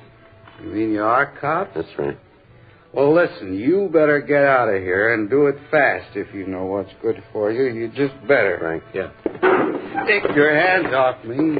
You guys don't hear good, do you? Stand still. You come messing around with me, you're going to find out. You'll find out good. I'll give you the same thing I gave her, the same thing. Hold it, Frank. All right, come on, mister. Who are you talking about?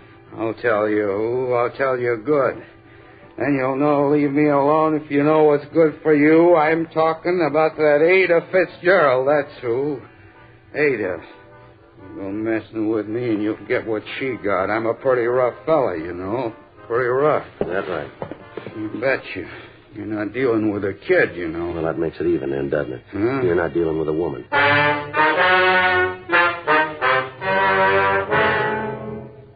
We took the suspect down to the homicide squad room. He identified himself as Carl Neely.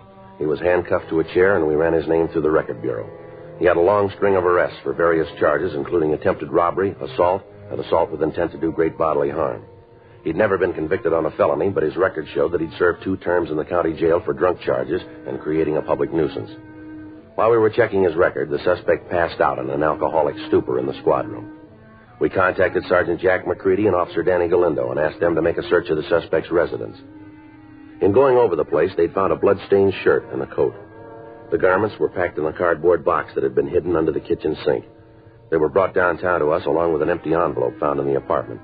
It had been sent to the suspect, Neely, and the return address on the back indicated that the letter had been sent by the victim's husband, Oscar Fitzgerald. We waited for the suspect to come to enough for us to question him. Frank went out and brought back some hot coffee. We tried to get Neely to drink some of it. 8:40 p.m. That's hot. All right, come on, try some more.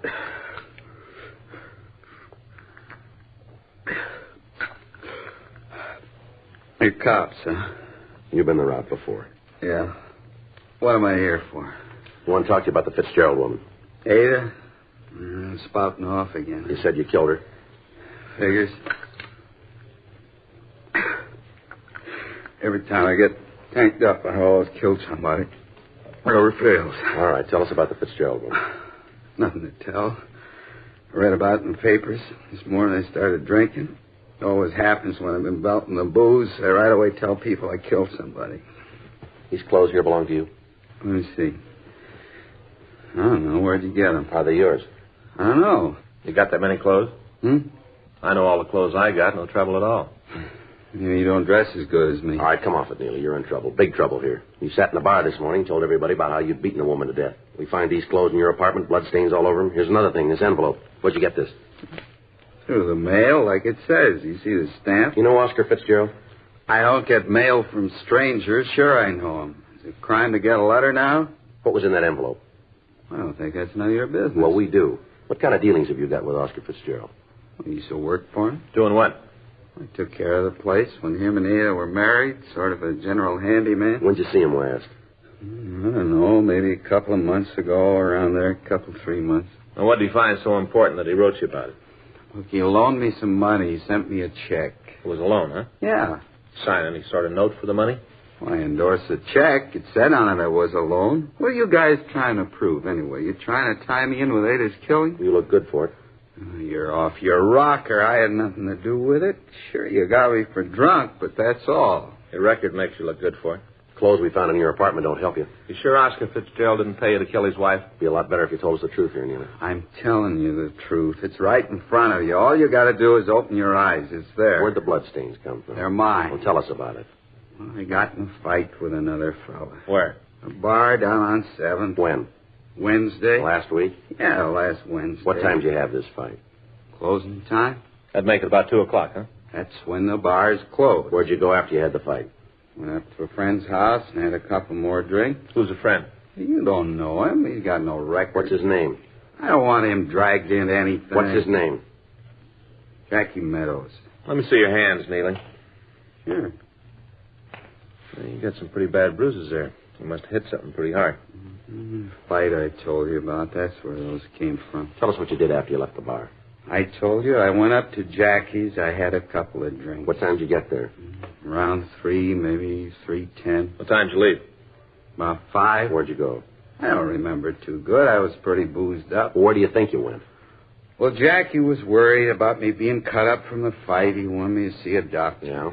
He drove me down to Georgia Street Receiving Hospital. Yeah. I was there until 9:30 Thursday morning.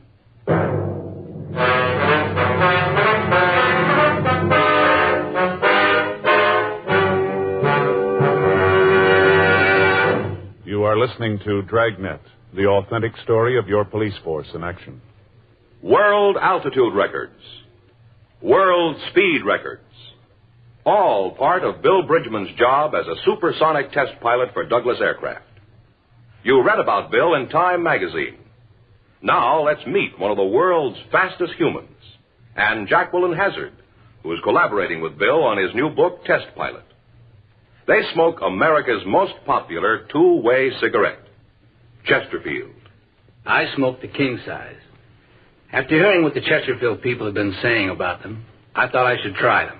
I'm convinced they're best for me. It's Chesterfield's for me, too, but I like the regular size. Either way, they're everything Bill says, and they're really mild. You try Chesterfield. I think you'll find they're best for you. Yes, for the taste you want, the mildness you want. Join the thousands now changing to Chesterfield.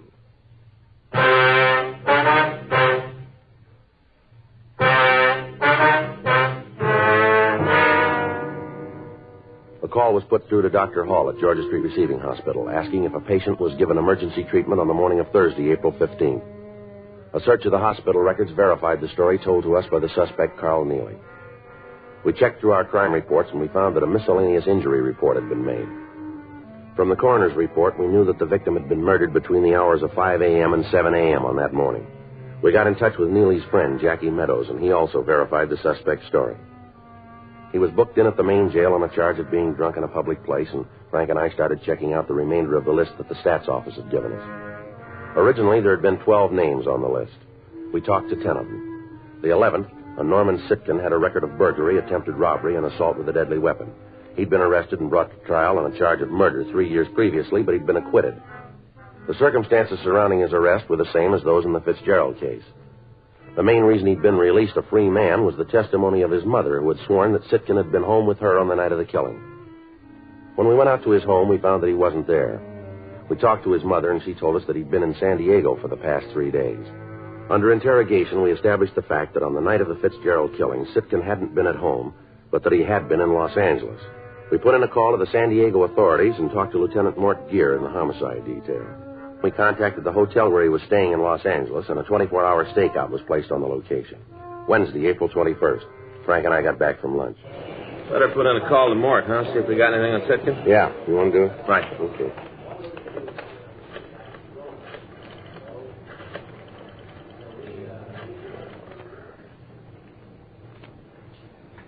Hi, this is Frank Smith, robbery. Yeah, I'd like to put in the call to San Diego PD Homicide Bureau. Lieutenant Mort Gear. No, it's a homicide. Yeah, DR 132549. Yeah, that's the one. Mm-hmm. That's 3268? Huh? Oh, 58. Right. Okay, Sam, thanks.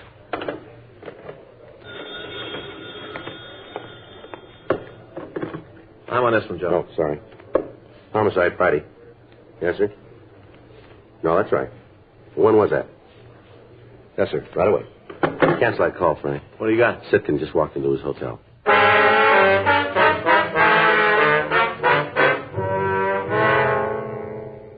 Frank and I left the office immediately and drove out to Sitkin's hotel. We talked to the officers on stakeout, and they told us that the suspect had just returned. They went on to explain that they'd given Sitkin no reason to suspect that anything was wrong and that he'd gone directly to his room. Frank and I got in the elevator, and we went up to the 4th floor. Yeah? All right, just a minute.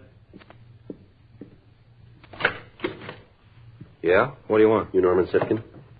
Yeah, what do you want? Police officer. Come on. You got no right to do this. Let me see your warrant. Get your coat, Sitkin. We want to talk to you. What for? What do you got to talk to me about? I got nothing to say. Get your coat. Why? What's the charge? What are you taking me in for? Suspicion of murder? You kidding? Well, you just keep thinking then. You mean this is for real? Come on, let's go. Oh, no, wait a minute. I want to know what this is all about. Is that so? Well, sure. Figure I had something to do with that woman who was beaten to death downtown. Fitzgerald, I think that's the name, huh? Isn't that what you think? Well, you seem to know all about it. Well, you're way off on this one. I got an alibi that you can't break.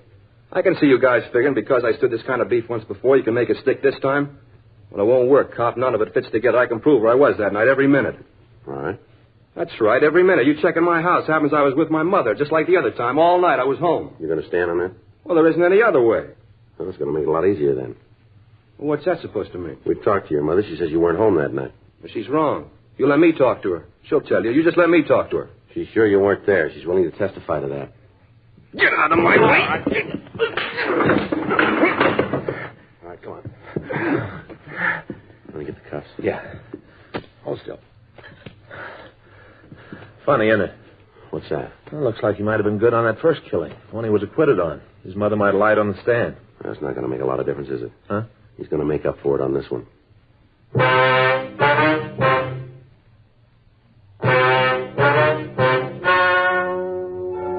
The story you have just heard is true. The names were changed to protect the innocent. On August 17th, trial was held in Department 97, Superior Court of the State of California, in and for the County of Los Angeles. In a moment, the results of that trial. Now, here is our star, Jack Webb. Thank you. Earlier, George Fenneman told you exactly why the Chesterfield you smoke today is the best cigarette ever made. And best for you. Now, the rest is up to you. Get a carton or two for yourself. Smoke them and you'll say, as we do, it's Chesterfields for me.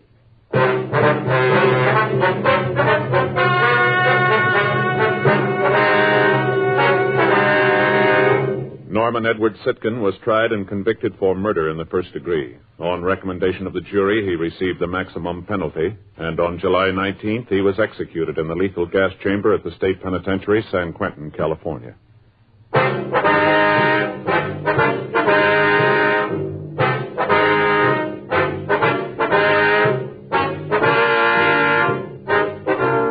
You have just heard Dragnet, a series of authentic cases from official files.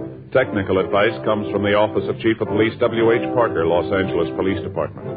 Technical advisors, Captain Jack Donahoe, Sergeant Marty Wynn, Sergeant Vance Frazier. Heard tonight were Ben Alexander, Virginia Gregg, Herb Ellis. Script by John Robinson. Music by Walter Schumann. Hal Gibney speaking. Watch an entirely different Dragnet case history each week on your local NBC television station. Please check your newspapers for the day and time.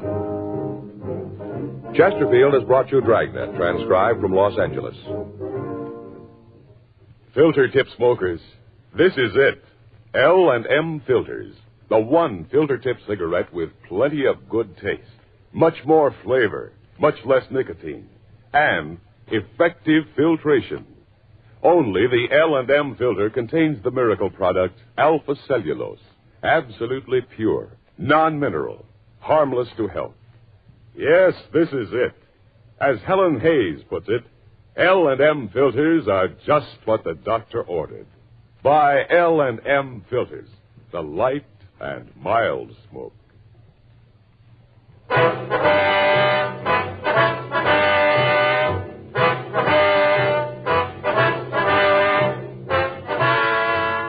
Hear Rocky Fortune following John Cameron Swayze and the news on the NBC Radio Network.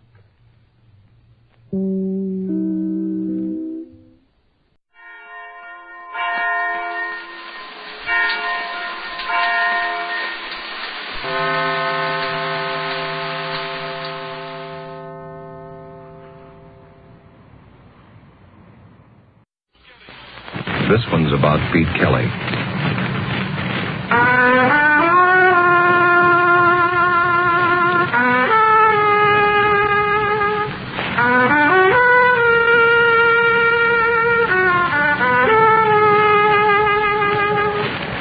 about the world he goes around in. It's about the big music, and the big trouble, and the big 20s. So when they ask you, tell them this one's about the blues. Pete Kelly's Blues.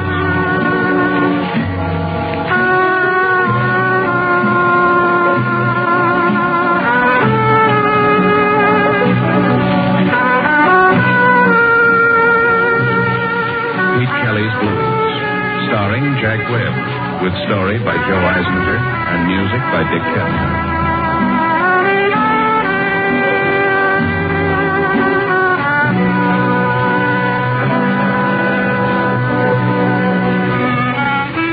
My name's Pete Kelly. I play cornet. You'll find us at 417 Cherry Street, Kansas City. It's a standard speakeasy. Before Prohibition, the building housed the cleaning and dyeing plant. It hasn't changed much. The vats came in handy. It's still tough to get a clear gin, but a lady likes the idea of a drink to match the color of her dress. The lease is owned by George Lupo. He's a fat, friendly little guy who wouldn't harm a fly. There's no money in harming flies. We start every night about 10 and play till the customers get that first frightening look at each other in the early light.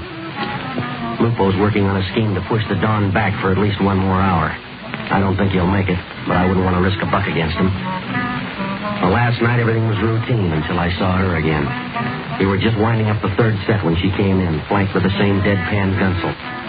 She sat alone at the same table, ordered the same drinks, smoked the same Egyptian deities, gave me that same loving look. The gunsel, as usual, nibbled at his drink at the bar, and his eye playing watchdog for the girl.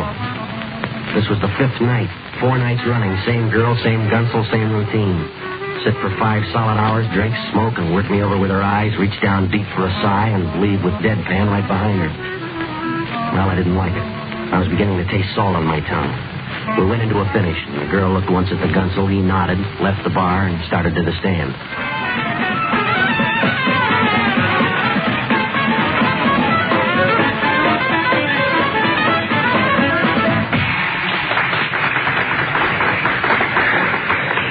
All right. Nick, can you push it a little? It helps when we can hear the beat. All right, don't audition for me. Just do it, huh? Pete. Yeah, Red. That babe's here again. I know. All right, what do we got up next? Working up a head of steam, Pete. Well, she's beginning to make me feel like a wayside shrine. You. Who? You. Me? Yeah. Oh, you got a request? A number you'd like No, to... I got no request, but the lady, she's got a request. The lady? What's the matter? You don't see the lady? How come you don't see the lady when she's looking right at you? Oh, that lady. Yeah, sure, I see the lady. So why do you make like you don't see the lady when all the time you know the lady's looking right at you? Look, friend, I'm only a poor underpaid employee in this trap. Now, my contract says I'm to play music to please the patrons. I'd be very happy to do anything the lady likes to please the lady. So, all right. So what does she want me to do? So she wants you to have a drink with her. Sure, that'd be an honor. But I'm afraid that Mr. Lupo, he's my boss, you know. George Lupo, the proprietor, he doesn't like his employees to mingle. I will talk to Lupo. He'll like it. Yeah, you could probably make him love it. Come on. I'll be right back, Red. Use some nickels. Right, Petey. Veda, this is Mr. Kelly. Mr. Kelly, this is Veda Brandt. Sit down, Mr. Kelly. Yeah, thanks. All right now, Veda? You happy? I'm getting happier by the minute. Sure, you want me to go back to the bar? Sit here, it's more friendly. Hello, Pete. Hello, Miss Brandt. Veda. Veda? You like my name? Sure, it's beautiful. Veda. I only just got it last week. I'll take a little time to break it in. Let me hear you say it. Veda. Yeah. I like the way you say it. Like you mean it. Yeah, I do. I never met anything more in my life. That's because you're sincere. I knew you were sincere the first time I looked at you. Remember the first night I came in? Sat here and looked at you. Yeah, well, I'm pretty busy up there, you know. Ain't slept a wink since that night. Well, maybe if you go home and put your mind to it, huh? It's no use, Pete. I tried. Nothing's any good. Nothing I can do is going to change it. Change what? The way I feel. Sick? Yeah. With what? With love. Oh, poor Veda. Yeah, well, beautiful girl like you. No trouble finding another man. I don't want another man. You don't want another man. I want you. That's what Veda wants, you. I love you, Pete. Yeah, sure. Well, that's the way it ought to be. Everybody love everybody else. It's a better world. Well, I got a number to do. Now, you shut up. The lady is trying to tell you how much she loves you, so pay attention. Yeah. First time I saw you, Pete, hit me like a dum-dum bullet. Well, excuse me. I have to earn $1. Frame it. It's the last one you'll have to earn. All right. Let's do one. What do you got up? Till we meet again. All right. Petey. Yeah, Red. That babe, I got the rumble on her from Lupo. Yeah. Ever hear of a citizen named Bacalides? The 3 for boy, 3 killings for the price of 2? All right, Red, funnel it down, huh? She belongs to Bacalides. Loser, Petey, loser. Yeah, you told me what, now tell me how. Well, let's try one. Let's do it till we meet again. All right, we'll make a slow intro out of the last 8. We'll go back to the top, Nick. You take the first 4 going in. Everybody got it? Guilty. All right. Let's try it.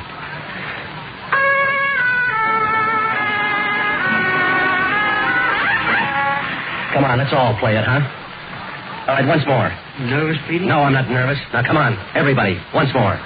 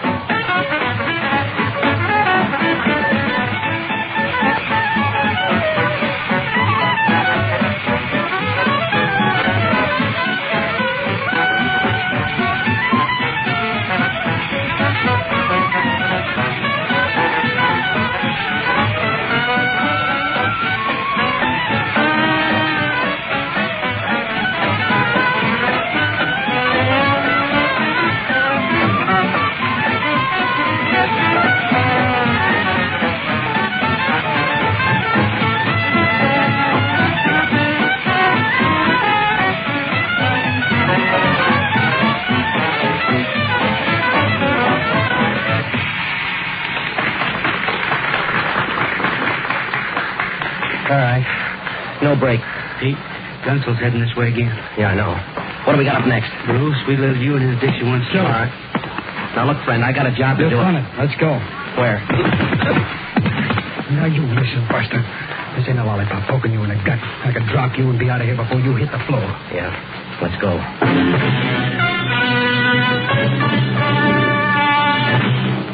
Well, we went outside. The Hispano out in front probably wasn't as long as it looked. We've got fairly short blocks in this part of town.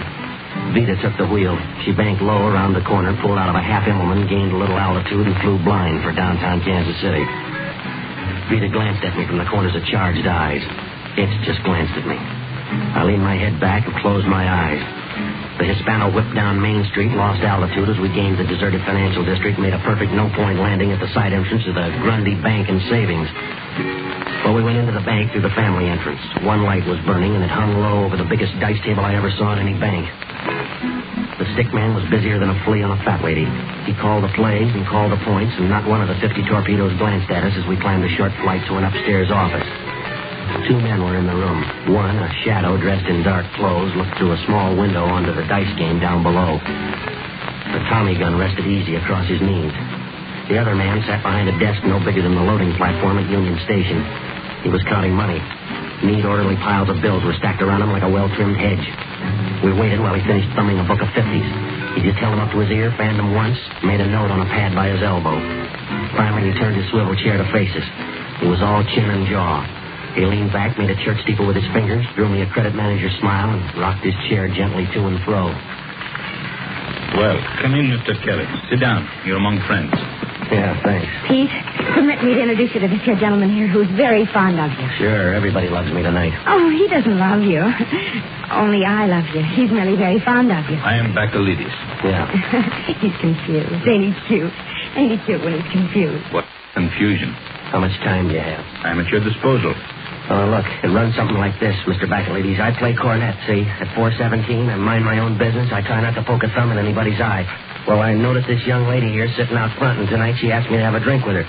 Well, naturally, I'm flattered. Yes, yes, I know all this, but what is your confusion? Well, it seems that this young lady here has some kind of an idea that she sort of likes me and... Loves you, Mr. Kelly. Yeah, well, loves me, like you say. Well, I don't figure myself for no Rudolph Valentino, so I get an idea that it's a rib, and especially since I know how both of you... Not both. One. Me, I love Veda very much. Oh, darling, you're sweet. Yeah, that's right, for a fact. And when Veda thinks it over, I'm sure she's There's nothing more to think over, Mr. Kelly. Veda has stopped loving me, all right, I face it. It makes me very unhappy, but I face it. Now she loves you. She wants you. I know how unhappy this can make her. I do not like for Veda to be unhappy, so Veda and me, we talk it over. We decide you will marry Veda. Thank you, darling. You're sweet. There's nothing, Veda. You know how I will do anything to make you happy, anything. All right, now how about doing something to make me a little happy, huh? But I give you Veda. Yeah, well, I pass. You refuse? Oh, Pete, you don't mean that. You have made Veda cry. I do not like to see Veda cry. Tell her you do not mean that. Goodbye, friend. I got a number to do at 417, and it ain't Here Comes the Bride. Yeah. Pick him up. On your feet. You will ask Veda to be your wife. What's the next best offer? Itch, don't hurt him. I won't. All right, Itch. I think Mr. Kelly wants to say something. Yeah. Kelly. Huh? Who am I? Huh? You hear me? Yeah, I hear you. Whiskey. Put him in the chair. Come on, boy. Hold his head back. All right, he's fine now. Yeah. All I need is a few kind words. I will give them to you. Just repeat after me. Veda, I love you. Veda, I love you. Veda, I love you. Oh, Pete. Will you marry me? Will you marry me? Oh, darling, of course I will. Congratulations. We drink to it. To the happy bride and groom. Long life. Long life. Long life. Yeah. Now, here's how. Tomorrow afternoon, you and Veda will marry in City Hall. Itch will be best man. Then you go on a nice long honeymoon, drive to Canada in my Hispano, which I give Veda for a wedding present. Look, I got a job here in town, 417 Cherry. Go back to that crib. Tell the boss you quit. Tear up your cornet. I'm loaded, Pete. Loaded. All right. Here's a pound of 50s. Tomorrow morning, you buy some clean clothes, top to bottom, inside and out. You will meet Veda at City Hall, 2 o'clock. Here's the key to the Hispano. Take it. Now kiss Veda goodnight. Yeah. Good night, Angel. I'll be the happiest bride in the world. Sure. And you'll be the happiest bridegroom. Yeah, or the saddest stiff.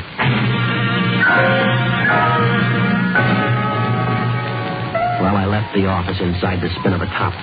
The Hispano stood by the curb, sleek and calm, just like nothing had happened. Nothing at all. Well, I pointed for the 12th Street Bridge, made the other side of the river, and set a course down Boulder Road for Fat Annie's place. Oh, I tried to imagine life with Veda Brandt. And then I thought of 6 painless ways of committing suicide. And I began to feel better. Fat Annie's place was doing a fair business for the lull hours. Maggie Jackson was standing back by the piano. I groped my way to the bar, ordered a bromo and ammonia, and listened. All right, for the wealthy gentleman from Detroit. He needs me. All right, Ray.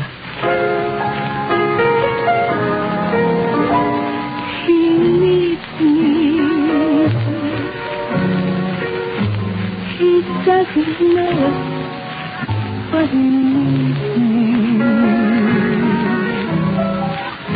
And so no matter where he goes, though he doesn't care, he knows I'm there. He needs me. I gotta follow where he leads me, or else he'll never know that I need him just as he needs me.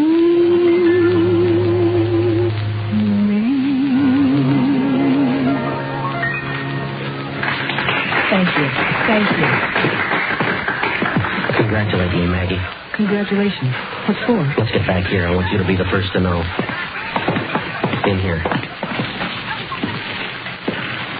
Pete, who worked you over? You ever hear of a nail named Veda Brandt? Veda? Why, she don't weigh hardly enough to beat the white of an egg. What do you know about her, Maggie? Nothing much for sure. Only she's Bacalides' package, and that makes her a package nobody tampers with. Nobody. Yeah, nobody but me. Not if you love life, you don't. I got her. Who says? Bacalides says. Petey, you all right? Till tomorrow at 2 o'clock, yeah. What's then? Then's the wedding. Who? Mine and Veda Brandt. Petey, you've gone simple for sure. You know what Bacalides will do to you? Look, Maggie, I just left Bacalides and Veda. He keeps you with her? Look, that way I'm healthy. If he catches me without her, I'm dead in my socks. Petey, you're taking those risks too fast. Slow it down a little. Bacalides, he's just crazy about that woman. Remember Albino Artie? He once looked at Veda like Bacalides didn't buy. That was 6 or 7 weeks ago. You seen Albino Artie for the past 6 or 7 weeks? No, nobody has. Well, hear this. Bacalides orders me to marry Veda at 2 o'clock tomorrow afternoon. Now square it for me. Why? And Veda, what does she say about this? Only that she loves me. She tell that to Bacalides? Right to his platinum teeth. I'm getting that feeling, Petey, like my grandmother used to get. And what's it tell you? That Veda's preparing herself to be a bride and a widow both in the same day. Yeah. Well, I better move. You do that, Pete. Fast and far. So long, Maggie. I will. And if I were you, I wouldn't stop moving till I heard him speaking foreign languages.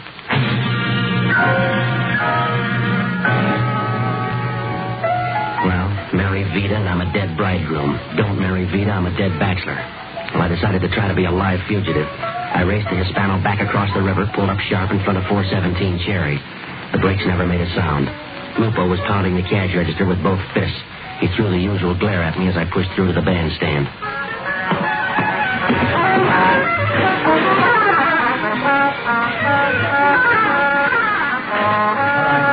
Hold it down, huh? Hold it down.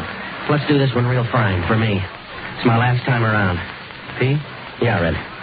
You being pushed out? Yeah, it's that or carried out. All right. Let's do Singing the Blues, huh? Everybody ready? Yeah. All right, here we go.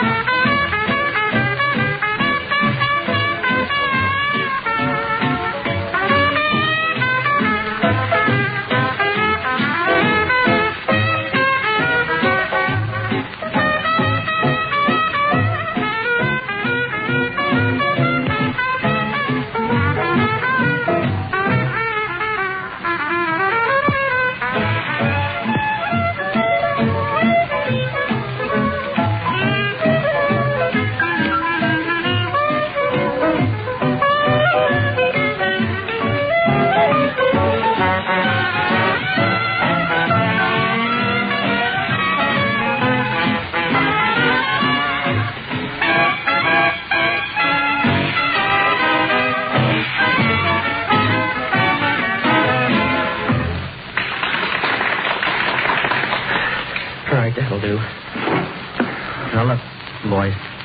I'm not going to be around for a while. A little business I got to take care of. Well, you'll hear from me, so just keep at it right here until... Red? Yeah, see? In the alley, huh?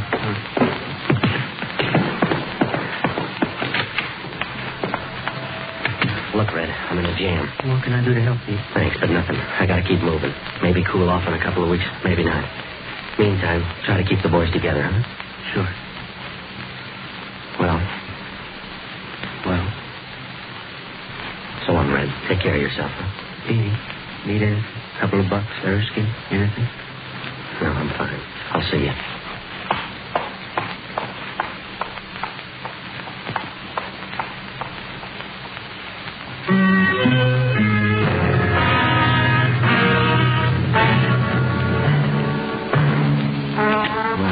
Wasn't easy. I was going to miss the boys. I missed Red already. No, it wasn't easy.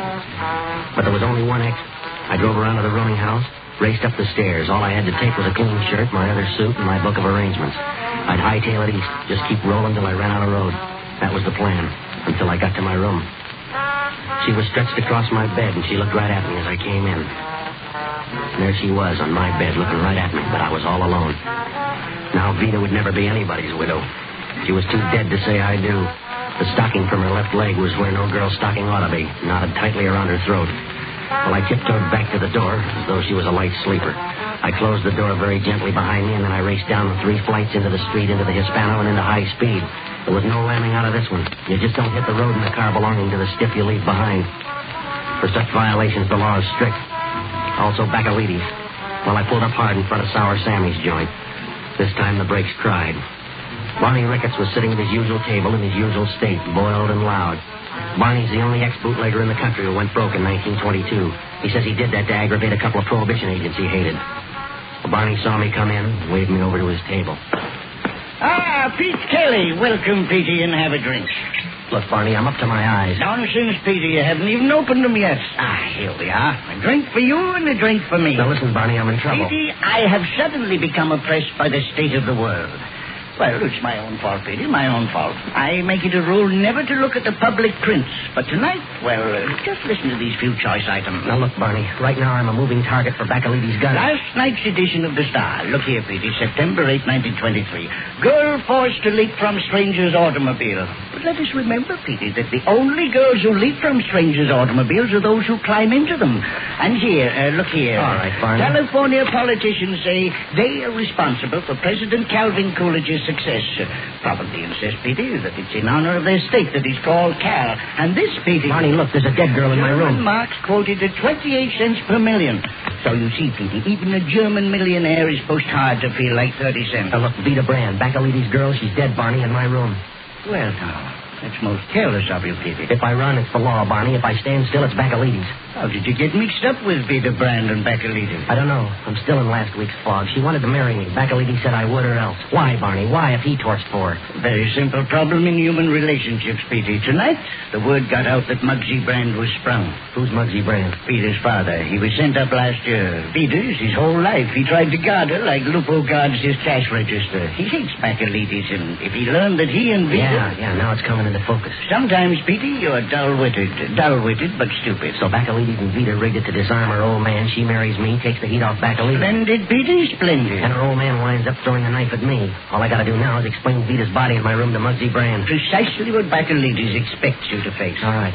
Glue the rest of it together for me, will you? Bacalides is married. He could never square himself with Veda. He got in deeper than he wanted to. He couldn't dump her because of Muggsy coming out. So he ties her onto you, gets her up to your room, leaves her dead on your bed. How do I back out of this one, Barney? Do you know where to reach Bacalides? Yeah, at the Grundy Bank. His dice game? Yeah, that's right. All right, go there. See Bacalides, lay it on the line for him. All the way, just like we talked it here. Well, they'll cut me down. You might. How much edge do I have? Not quite enough to shave with. But maybe just enough to cut my throat, huh? It's your only chance, Pete. You're in the middle of a 3-way push. The law, Bacalides, Muggsy Brand. All right, Barney. I'm counting on you on the outside. Don't worry, Petey. I'll be there with bells on. Yeah, make sure they don't toll for me. Well, I went back to the Grundy Bank and Savings. I had no trouble getting in. The game was just heating up. I stalled around the dark edges of the table for a minute and laid a few bucks on the field. Upstairs, the light was on in the office. The boy with the big piece was still sitting at the window. I could see the head and shoulders of Bacalides. He was still counting money. I started slowly up the stairs, went into the room without knocking. The muscle man swung sharp, pointing the heater at my stomach. Bacalides, fast for a big man, flung out a hand and knocked the gun out of line. Hold it. Next time knock, or you pick up a lot of weight. Yeah, or a silk stocking around my neck? No, for you a knife. From the fingers of the best shiv man in the country. Muggsy Brand? Don't try to run, Kelly. He likes a moving target. Just go to him. Tell him his daughter is in your bed, a stocking around her throat. Tell him you don't understand any of it. He will be very sympathetic. Well, that's nice, Mr. Baccalini. You set it up real nice. It's smart, huh? Sure. You persuade Veda to buzz it around that I'm number one. Everything fixed for her father's ears. Even get her to help you push her across by going up to my room. Tell a good story, friend. Maybe too good. Oh, put that rod down, Baccalini, before you drop it and break your toe. Maxie, take him downstairs. Come back alone. Petey, look out! Get down! Muggsy! Barney, you all right? Shell shock. Muggsy Brand? Yes, Pete. I knew where he was. All he heard was Baccalides. Kelly. Yeah, Muggsy. Baccalides. I got him? He was between the guns. Not much left of him. Or his trigger man. Or me. Now listen. My poke. Money. Take it. My kid a good burial. Easy, Muggsy, huh? She was only a kid. Maybe if she met a guy like... He's down, Pete. Yeah. What do you mean, Pete? A guy like who? Who knows, Barney? Who knows?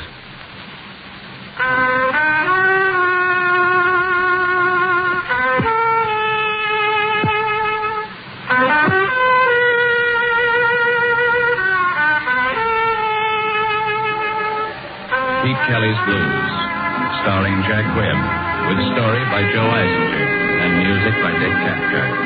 Scoring by Matty Matlock.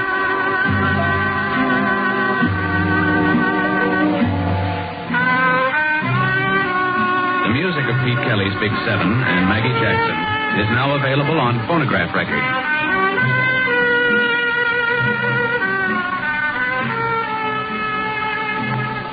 The proceeding was transcribed.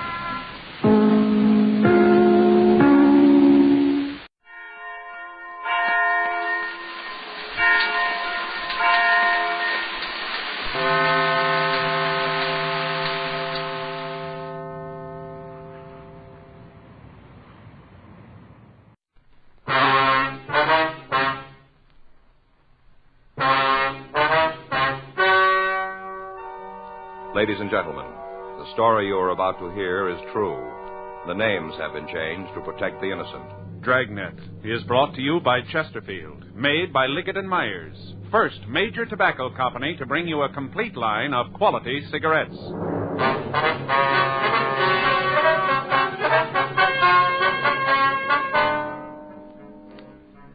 You're a detective sergeant. You're assigned the missing persons detail. You get a call that a young mother and a 9-month-old baby have disappeared. Routine investigation turns up the possibility of foul play. Your job? Find them. Today, friends, you hear these 3 words everywhere. Chesterfield's for me. The Chesterfield you smoke today is the best cigarette ever made. Best for you, because Chesterfield gives you proof of highest quality, low nicotine, the taste you want, the mildness you want. Chesterfield is best for you because it's tested and approved by 30 years of scientific tobacco research. Chesterfield is best for you because it has an established good record with smokers, proven by test after test. Yes, friends, the Chesterfield you smoke today is the best cigarette ever made for the taste you want, the mildness you want. Join the thousands now changing to Chesterfield. Always say, Chesterfield's for me.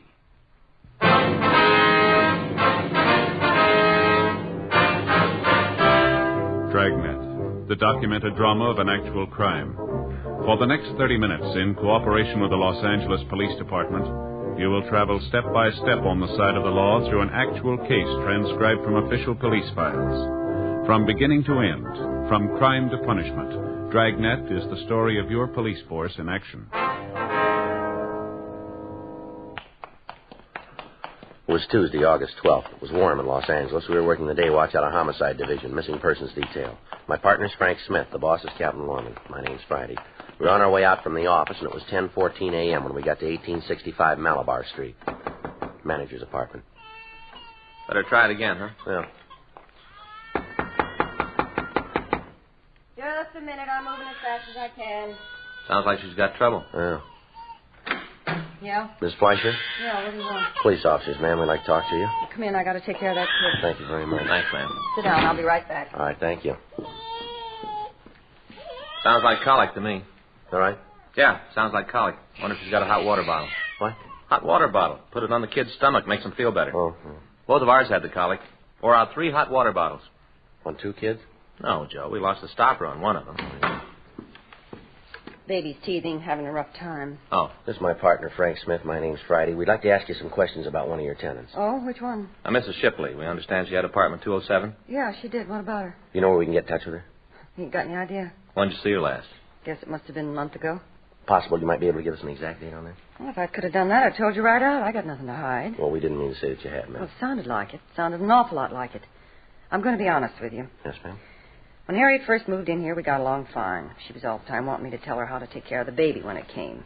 Yes, ma'am. Go ahead. Got along just fine. Used to have our little cup of coffee in the afternoon. Chummy. Then all of a sudden it all got different.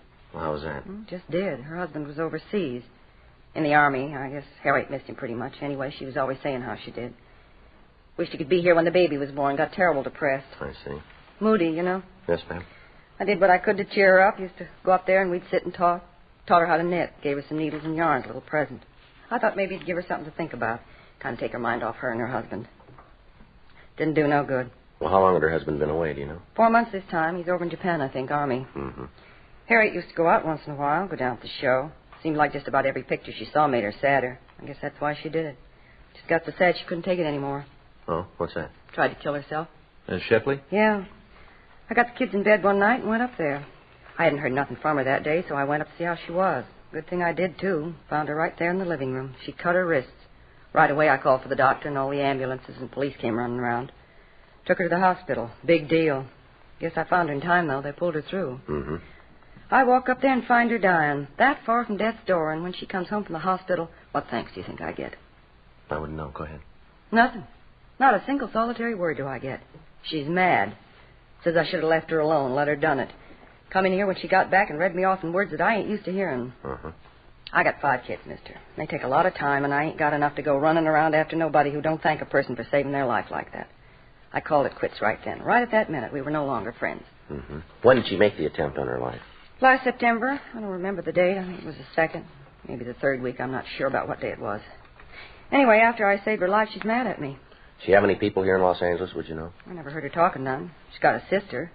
I don't know, but I don't know where she is. Don't think Harriet ever said.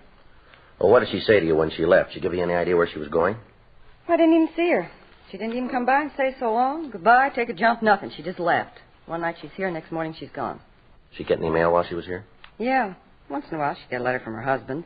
Then there was a couple of letters from San Francisco. I don't know who they was from. She take everything with her? All of her personal things? Nothing. Left it all here. Of course, it's not much, but it's all here. I see. Where are the things, ma'am? Downstairs in the basement. I got it all put away in case she ever comes back. Gonna cost her, too. Storage and for me to pack it. I told you it isn't much. Some dresses, a few clothes for the baby, phonograph, couple of records. That's about it. You can see them if you want them. We'd like to take a look at them before we leave. Yeah, sure thing. Can't let you take them, though. I got to collect for the storage. Yes, ma'am. Miss Shipley have any close friends that you know of? Not that I know of. Of course, she might have had some down at the Dream Palace. Where's that? Where she worked. Dance hall downtown. She was kind of hostess there. Mm-hmm. That's the name of the place, is it? Dream Palace? Yeah. She might have had some friends down there. None of them ever came here, though. At least if they did, I never saw them. You know of any reason that she might have left in such a hurry? Well, not right off, I can't think of one. There was something wrong with her, though, when she came back from the hospital. You know, when she had the baby, she was worried about something. Would you know what it was? No, all I know is that when she'd been home a couple of days, she came down here and asked me to do some work on the apartment. I told her if she wanted anything done, she could do it herself the way she talked to me. Well, what'd she want done? Silliest thing I ever heard of. She didn't have anything to steal. Well? She wanted all the locks on the doors changed.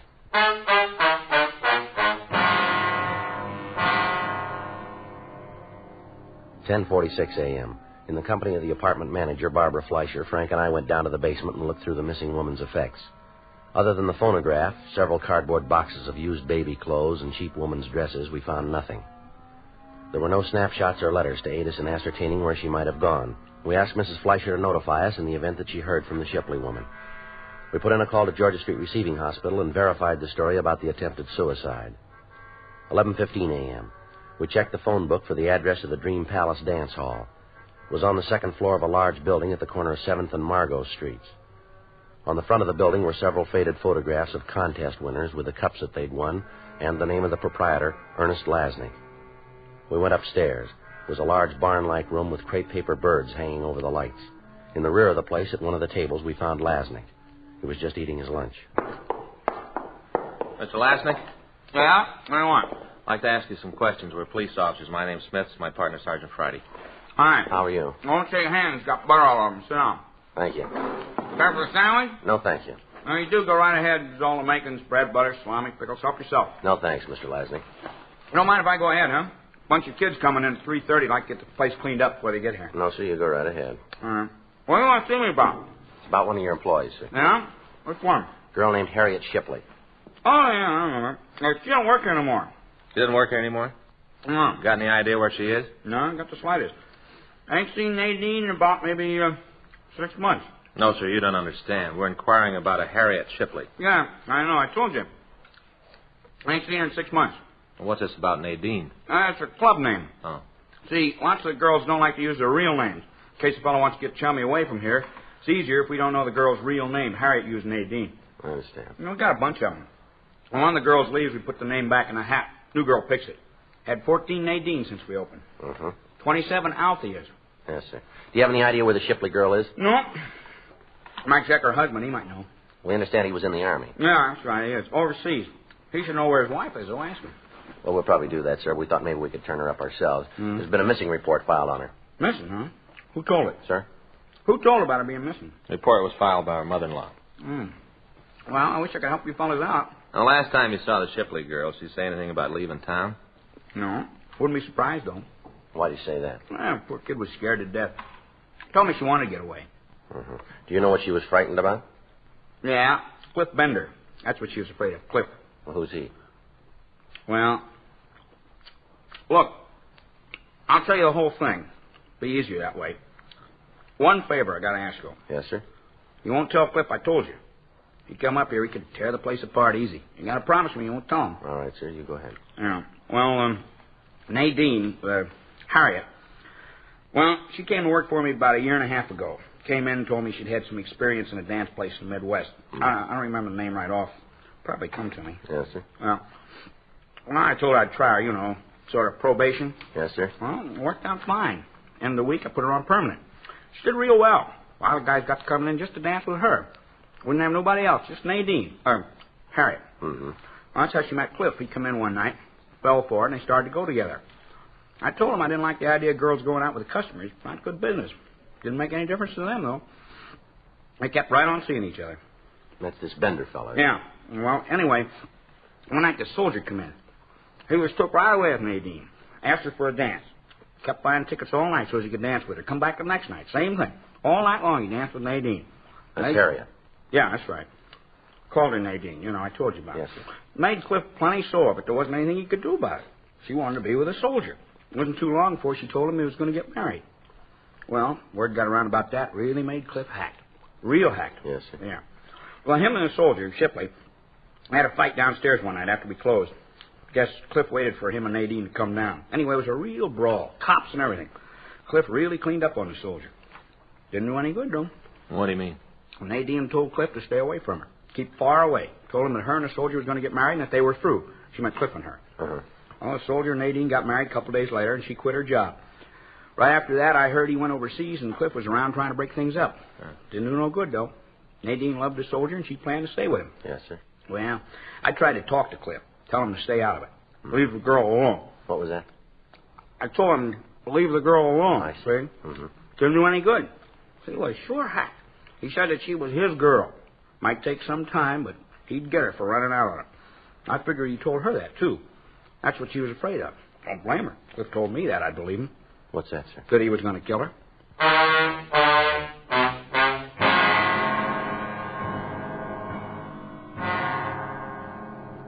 12:26 p.m.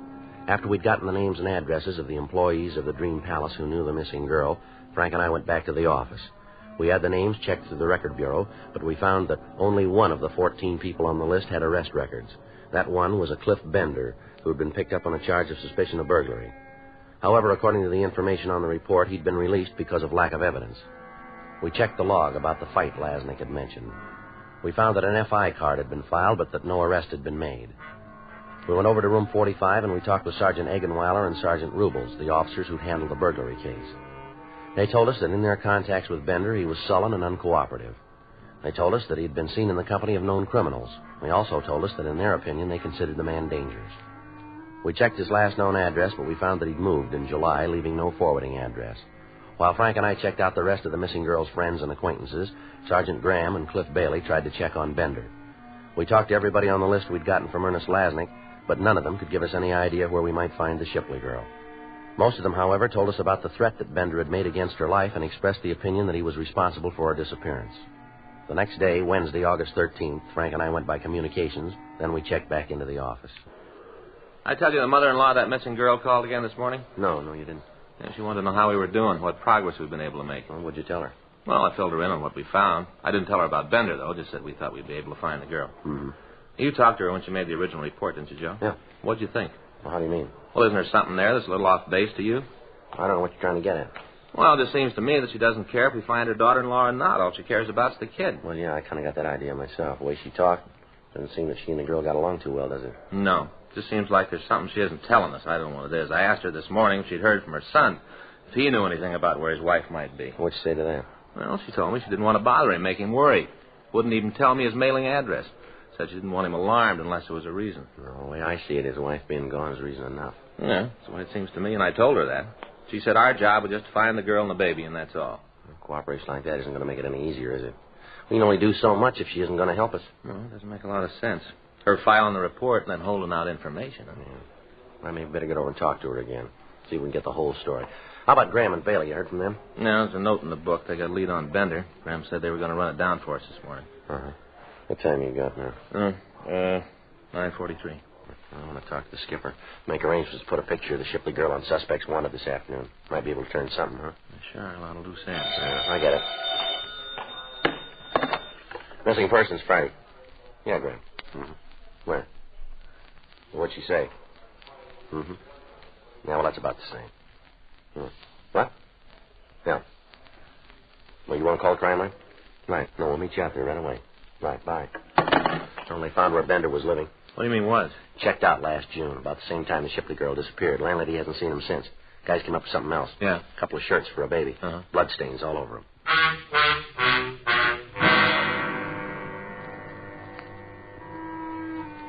"10:02 a.m. We got to the apartment where Bender had been living.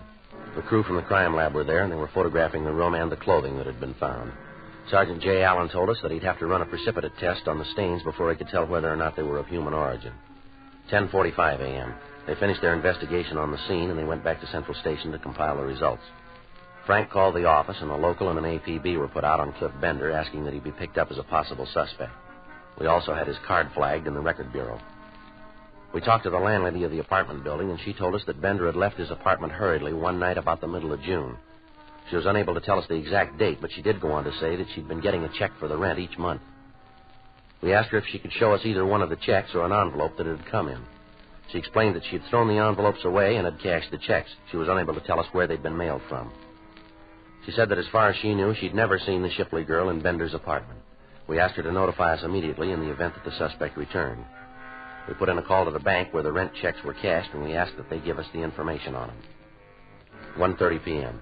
Frank and I went over to the crime lab, and we talked to Jay Allen. He told us that the stains on the baby clothes were human blood. He showed us the photographs taken, but there was nothing in them that would give us any lead as to either the girl's or Bender's whereabouts. That afternoon, the picture of Harriet Shipley was telecast over the police program. We got several calls from citizens who said that they'd seen the girl. We checked them all out.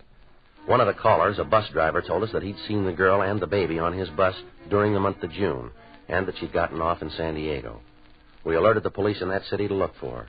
Thursday morning, Frank and I checked into the office. You want to check the book, Frank, see if there's anything from San Diego? Right. I got it. Missing persons, Friday. Yes, that's right. Yes, we did. Uh-huh. Where? You sure about that? Right away. Mm-hmm. Frank, get your coat. What do you got? Shipley girl. They found her.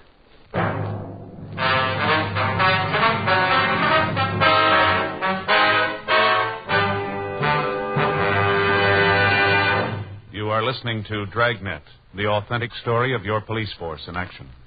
Meet the Tom Harmons. You know Tom is an All-American, and now a top sports announcer. Mrs. Harmon is the motion picture and television star Elise Knox.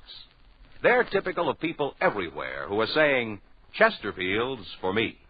I like regular-sized Chesterfields. Have for years. They're best for me, at least I think so, because of that Chesterfield quality. That's the way I feel about them, too. I've always smoked Chesterfields. Now I go for the king size. Guess I like a longer smoke. So whether you smoke regular size like Elise Knox or king size like Tom Harmon, enjoy America's most popular two-way cigarette. Chesterfields for me. You hear it everywhere. The Chesterfield you smoke today is the best cigarette ever made.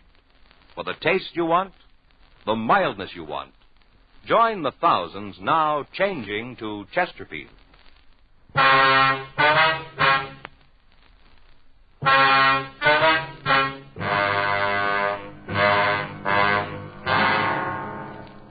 The call had come from a nurse at the State Mental Hospital in Camarillo. She told me that they had a patient who resembled the photograph of the missing girl as televised on our police program. Frank and I left the office and drove out to the hospital. We talked to the nurse and to the doctor who was taking care of the sick girl. From personal effects and the scars on her wrists, we were reasonably sure of the identification. The doctor told us that the girl had been committed on July 17th by her sister under the name Harriet Lavin. He told us that the girl was undergoing treatment, but that there was little hope for a complete recovery and that it would be some time before she could be permitted to leave the violent ward. We tried to talk to her, but we were unable to get any coherent answers. We asked about the baby, but the authorities were unable to give us any information. We got the name and address of the sister who'd committed the Shipley girl, and we drove down to San Diego to talk to her. It was a small place in a wartime housing development. The paint was peeling off the plyboard walls, and the front yard was overgrown with weeds. The woman who answered the door identified herself as Pauline Lavin. Sure, what do you want to know? Don't make no difference now. You go back and tell her it's too late. Way too late. Tell who, ma'am? Mrs. Shipley, Harriet's mother-in-law. You go back and tell her she done it good. There ain't nothing left to do to Harriet. It's all been done. You can tell her that. Well, we don't work for Miss Shipley, ma'am. We're trying to find out what happened to your sister and the baby. Who asked you to find out in the first place? It was her, wasn't it? Wasn't she the one? She filed a report. Well, that's what I mean. Well, you go back and tell her there's nothing more she can do to Harriet or the baby or Big Jerry. Nothing at all she can do. Where is the baby, ma'am? He's not here. Do you know where he is? Yes, but I'm not going to tell you. I'm not going to tell anybody. I promised Harriet I wouldn't tell, and I'm going to keep the promise. Miss Lavin, we don't want to hurt your sister. We're just trying to get to the truth. Now, maybe you better tell us what you know. You ain't doing this for old Miss Shipley? No, ma'am. All right, then. I'll tell you, but not for her. I wouldn't give her the right time of day. She's the one that did it, the whole thing. You can lay it right at her feet. All right, you want to tell us about it? Since they got married, she's given the kids trouble. Right from the first she heard about it. Said that Harriet wasn't good enough for her son. Said Harriet was cheap. Didn't make any difference to the kids. They got married anyway. They were in love, so they got married. Mm-hmm. As soon as Big Jerry went overseas, she started on Harriet to get an annulment. All the time writing her letters telling her how cheap she was. That if she really loved Jerry, she'd get an annulment. And she found out about the baby, so she started saying how they should get a divorce. Does Harriet's husband know about this, would you know? Sure. All along he knew it. He didn't like it. Told his mother to stay out of their lives. Kept telling her, but it didn't do any good. None. Then Harriet got the wire. The one that told about Big Jerry being dead. Almost killed her. I thought it was going to. They was really in love. It isn't often you see something like them, too. Real love. The kind you live, not the kind you talk about. Mm-hmm. One night, right after she got the wire, she got a phone call from San Francisco. From old Miss Shipley. She told Harriet that she was going to the court to take the baby away from her. Said she could prove Harriet wasn't a good mother and she didn't deserve to have the baby. Was Harriet living here at the time? No. Well, she'd come down every weekend, but she wasn't living here. There was a guy up in L.A. that was giving her trouble. A fellow named Bender, I think. He was with her when she tried to kill herself. He ran out so he wouldn't get mixed up in it. He was always giving Harriet trouble, so she left one night to get away from him and old Mrs. Shipley. She came down here and said that she just wanted to be left alone with her baby. That's not a lot to ask, is it? Just to be left alone? No, ma'am. It was for old Mrs. Shipley. She just wouldn't let Harriet alone. Kept after her saying how she was going to take away the baby. How Harriet was an unfit mother. Kind of got on her mind. Finally, there wasn't much else she was thinking about but how to keep her baby. She went out walking one night. Took the baby with her. Rained. Rained real hard. I guess the baby took cold. Anyway, the next day he came down with a bad fever. A couple of days later, he was dead. Not even a year old, and he was dead. Mm-hmm. You want to go on? Harriet sat around for a week. Didn't say anything. Didn't do nothing, just stare at the wall. Didn't even cry. Just sat and looked at the wall. And all of a sudden she just fell apart. I called the doctor. Said it was a breakdown and said I should have her committed. I signed the papers, and that's where she is. I went up to see her. She didn't even know me. I'm her sister, and she didn't even know me. So you just tell Miss Shipley how she did good. You just tell her what she did to my sister.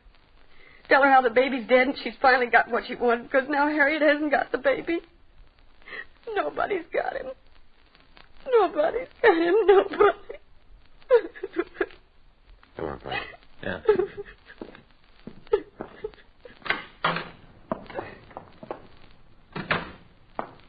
Where to? Well, we better get back to town. Guess so.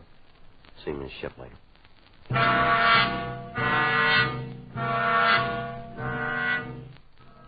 We got back to Los Angeles at 9:30 p.m. We went directly to the hotel where Mrs. Shipley was staying. The desk clerk told us that she left word that she was not to be disturbed. He called the room, and she asked that we come up. We took the elevator to the 7th floor, and we walked down the hall.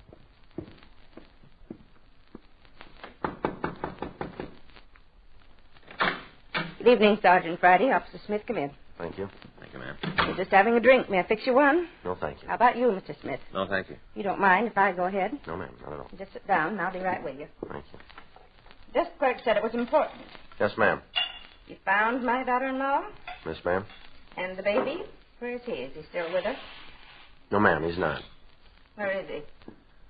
Your daughter-in-law's pretty sick, Miss Shipley. Oh? Yes, ma'am. She's in the state hospital up at Camarillo. Camarillo? Yes, ma'am. That's a mental hospital, isn't it?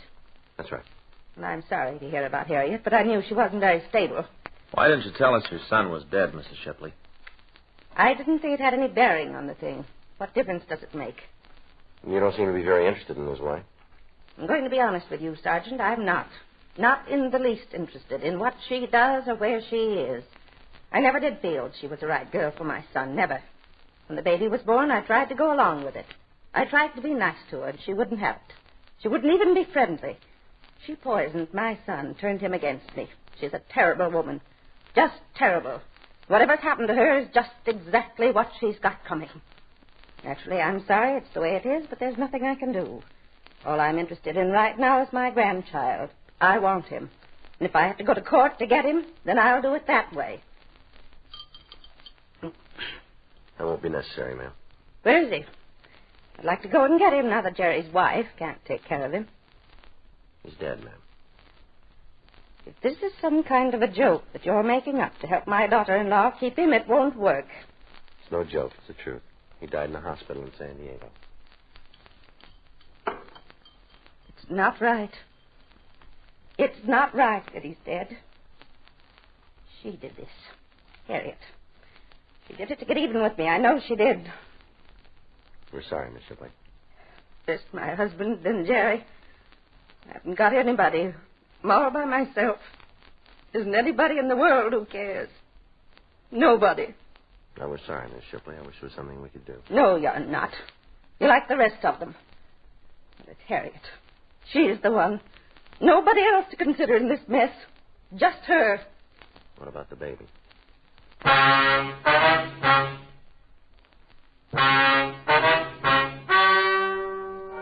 The story you've just heard is true.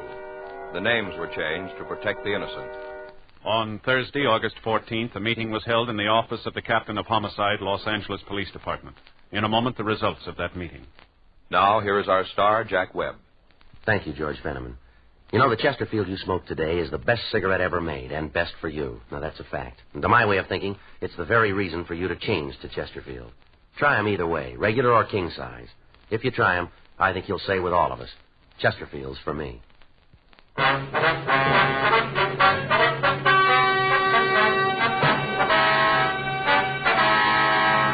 At the meeting held in Captain Lorman's office, it was decided that no criminal act had taken place, and the case was officially marked closed.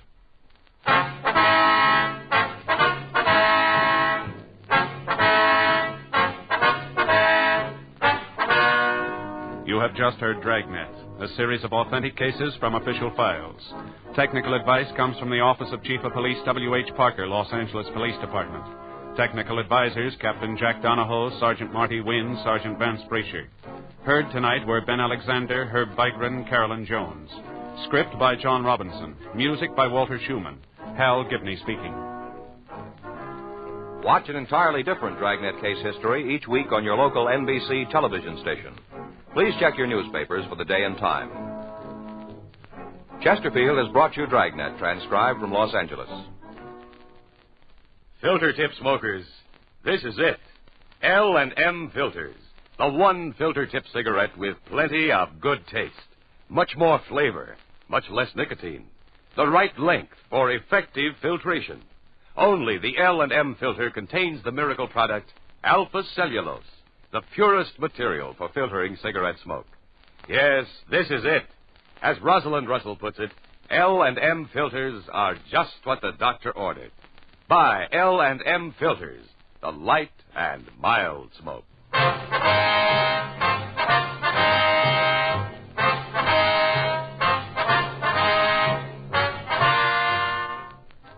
Hear Rocky Fortune following John Cameron Swayze and the news on the NBC Radio Network.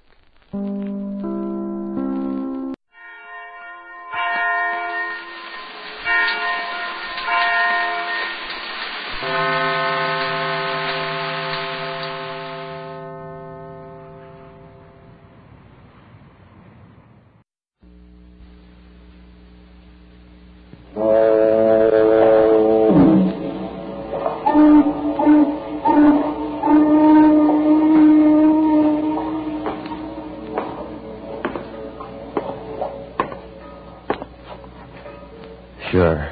I'm Pat Novak. For hire.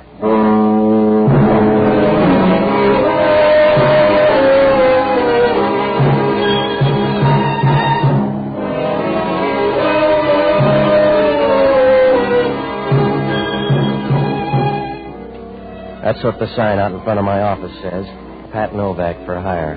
Oh, there are a lot of ways to put it, but it's easier if you let your slip show right from the beginning. Because down on the waterfront in San Francisco, you got to do a lot of things to make a living. Otherwise, it's like being a CPA in a charity ward. I rent boats and do anything else that'll keep a bum lawyer in beer and broadcloth. Works out all right. You make a few bucks if you don't forget there are only two questions you can ask anybody down here. When and how much. Even then, you got to watch out, unless you like your trouble without a chaser. I found that out Monday night. I closed shop and I walked down the street to Noonan's bar. Well, it really isn't a bar.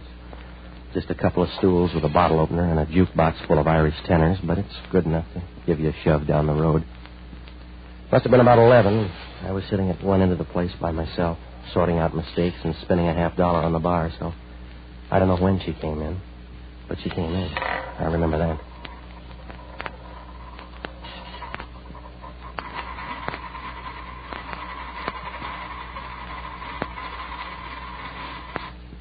Does it always come up heads? If you're lucky. Who are you? If you're that lucky, you'd have dollar bills to do it with. Look, I'm low on chatter. Why don't you go down the counter and talk to the racy set, huh? I'd rather buy you a drink. Noonan's a social climber. He's going to throw you out. You buy me one, then. And I'm broke to strangers. Now, that winds up the conversation. See you later. We'll talk Thursday, then. I went to your office, but they said you were over here. I want to hire you, Mr. Novak. If you got a name to go with the figure? It won't fit in your file. I want you for 3 hours' work tomorrow afternoon. Can you do it? If I said yes, it might be too tough. There's a flower stand at the corner of Post and Kearney. I want you to go to that stand tomorrow afternoon at 2 o'clock. Pick up a geranium plant and deliver it to this address. I'm too big for a Western Union boy. Are you too big for $50? No. Must be a pretty geranium at those prices. Some people love nature, Mr. Novak. Do you care? No, I know a guy who likes parrots. You go to the stand and tell them you want the plant. Take it straight to the address I gave you. It's important. Don't let it out of your hands. For $50, I'll act like we're married. I better give you the money now. Well, you're eager.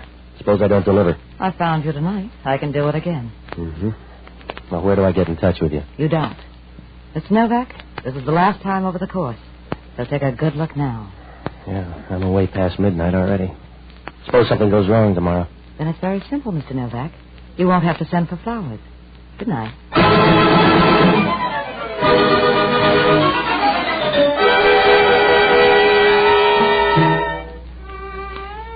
I watched her as she turned and walked out the door. She was wearing a flowered print dress, and as she walked, the roses kept getting mixed up with the daisies. She walked with a nice, friendly movement, like the trapdoor on a gallows. As she reached the door, she turned and smiled once, as if she knew the $50 was just for laughs. I scooped up the dough before anybody could see it, because at noons everybody gets broke in one motion. I left a few minutes later, and I went home to bed. I dreamed real good on $50, so I felt good the next afternoon when I got to the corner of Post and Kearney. The flower stand was there, all right, and I leaned against the storefront to watch the guy for a while. Maybe I should have known then, because right away I got the idea he didn't know what he was doing. But you can say that for a lot of senators. So I let it ride. When the jewelry store clock across the street said 2 o'clock, I walked up to him. Can I do something for you? Yeah, give me a geranium plant. What kind do you want? Big one, small one, I don't care. It's 2 o'clock. I'll take that kind. You want a geranium? Look, it's going to get dark. You got that long to argue? Here's the one you want, then. If you say so. You want to wrap it? No, it's all right. You carry it that way. Well, I'm going to look real funny walking around with a handful of geranium. Why do you want one, then? I see. You don't feel like talking about it? No, just take it and be happy. Yeah. How much? Nothing. Doesn't cost a thing. Suit yourself. You won't make much dough that way. I'll make even less talking to you. Just take the plant and be careful. No? How do you know what I'm going to do with the geranium? I don't, mister. Some people eat them. Just be careful and goodbye. Well, the way things were going, Post Street began to look like the main drag in Casablanca. I watched the guy fumble around with a customer for a minute, and then I crossed the street and started up toward Union Square. The cop gave me a kind of a funny look when he saw the geranium. He smiled as if he thought I had a pair of dancing sandals in my coat pocket. About halfway up the block, I stopped to look in an art store. Right then, I noticed the guy with a cane for the first time. He was standing near me, looking in the other window. He was a little guy and kind of wrinkled and bumpy. His skin looked like a cucumber full of powder. I started up the street and pulled in at a bookstore. He stopped, too, and I knew he was following me. When I got to Stockton, I turned left and walked toward Geary Street. Halfway down, there's a little street called Maiden Lane. Oh, it sounds gentle, but so does Vesuvius when you say it fast. I just started to cross when a black Nash pulled away from the curb. Some dead relative must have put in a good word for me. Hey, over here! Hey, pull him over! Hey, over here! You all right, mister? Yeah, I'll do, I guess. You're lucky you're not dead. Yeah, we're all that way. Give me a hand, will you? Oh, thanks. That car came out of there and hit you on purpose. You're lucky you're not dead. All right. I owe the house a free roll. This lady here took down the license number. You want it? Yeah, thanks. You sure you're all right? Yeah, I'm a slow bleeder. I dropped a plant somewhere around here. This it? This red thing? Yeah, that's it, thanks. Didn't even hurt the plant. That's something. You know, when I saw that car come out of there and hit you, you know what I thought about you? That fella's lucky he's not dead. Yeah.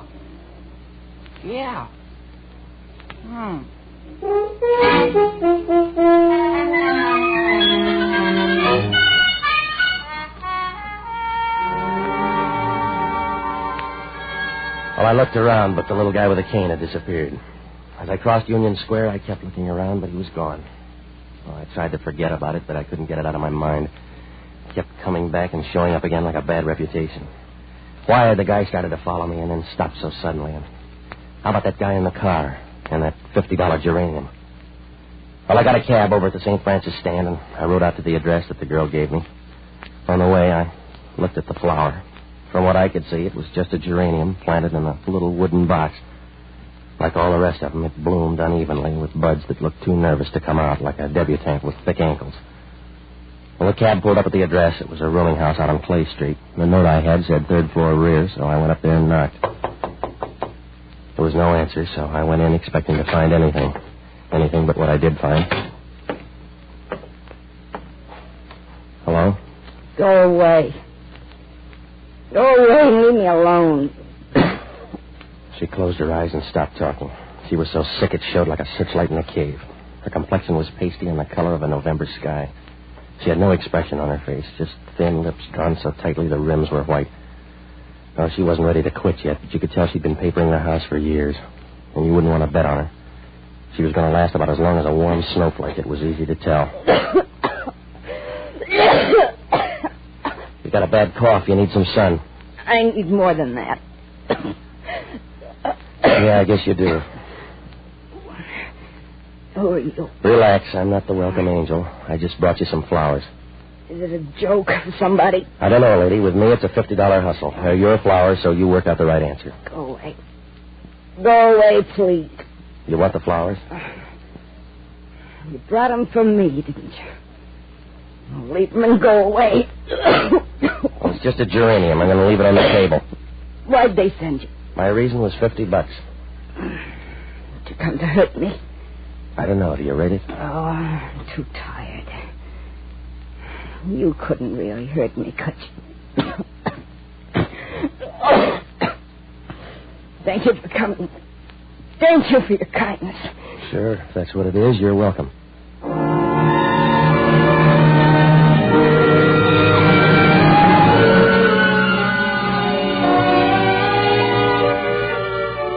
That's all she said, and that's all that happened in that little room up on Clay Street. It wasn't much, and it wasn't enough to worry you, but for some reason I felt like a man in quicksand complaining about his height. When I left there, I took a car down to Market Street, and I had dinner. Well, it didn't go right because I kept thinking about this afternoon and last night. Who did she mean by they, and where did all these people fit together? The guy with the cane, the gal that gave me the $50 and the little chair about a maiden lane. Well, I tried to forget about it, but it wasn't easy. It was like trying to change a typewriter ribbon with mittens on. After dinner, I went home. It was about 8 o'clock, and when I got in the apartment, it was dark. Before I had a chance to put on the light, I knew somebody was in the bedroom. I walked over to the door. In the dim light, it looked like a walrus in pants, but it turned out to be Inspector Hellman from Homicide. Hello, Novak. I just dropped in for a chat. You always chat with your hand in the bureau drawer? It's restful. I've been looking over your stuff. Is this a social call or are you out stealing? Where you been, Novak? What do you care, Hellman? All right, I'll tell you where I've been. In a third-floor room out in Clay Street. I left one this afternoon. It's the same one. Your fingerprints are all over the joint. I'll bet you checked everywhere. What were you doing out there? Delivering flowers. Is that your best try, Novak? It's the best I'm going to do for you. If you don't like it, check with a woman out there. I brought her flowers and left. What woman? The one on the couch, a black-haired girl with a half-dead look. You're wrong twice. Huh? There's no girl out there, unless she's tattooed on the guy's chest. Oh. And that guy doesn't have a half-dead look. It's better than that. All the way. That's right. He's dead enough to pray for. Will that do?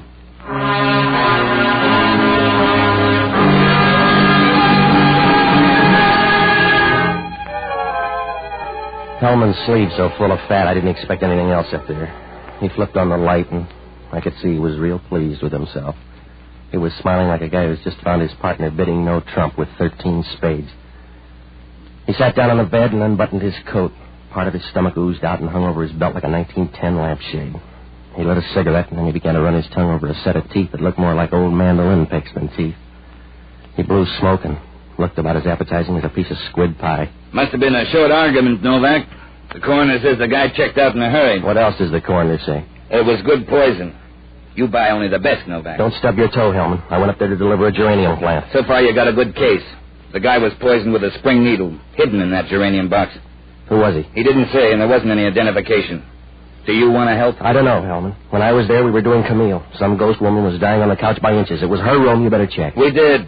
The room was rented 10 days ago by a man named George Langley. The landlady says there's never been a woman in the room. That's what all landladies say. Wake up, Hellman. I stood there and watched her shake like a dust mop for 10 minutes. You can follow up on her and then check that florist stand at Kearney and Post. What do I check for, bull weevils? He's the guy that gave me that geranium plant. We'll check. I want you down at headquarters by midnight tonight, Novak. You can talk to yourself till then. After that, you talk to us. I'll make it up from here on, Hellman. You don't like it the other way. Suit yourself, Novak. You know when you do.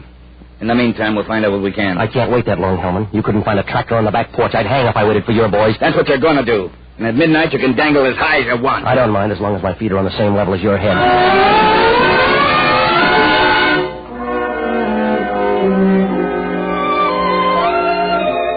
When Hellman left, I sat down to try to piece things together. I knew everything was there if I could just shove it into place. It was like trying to swap an egg beater for a mixmaster.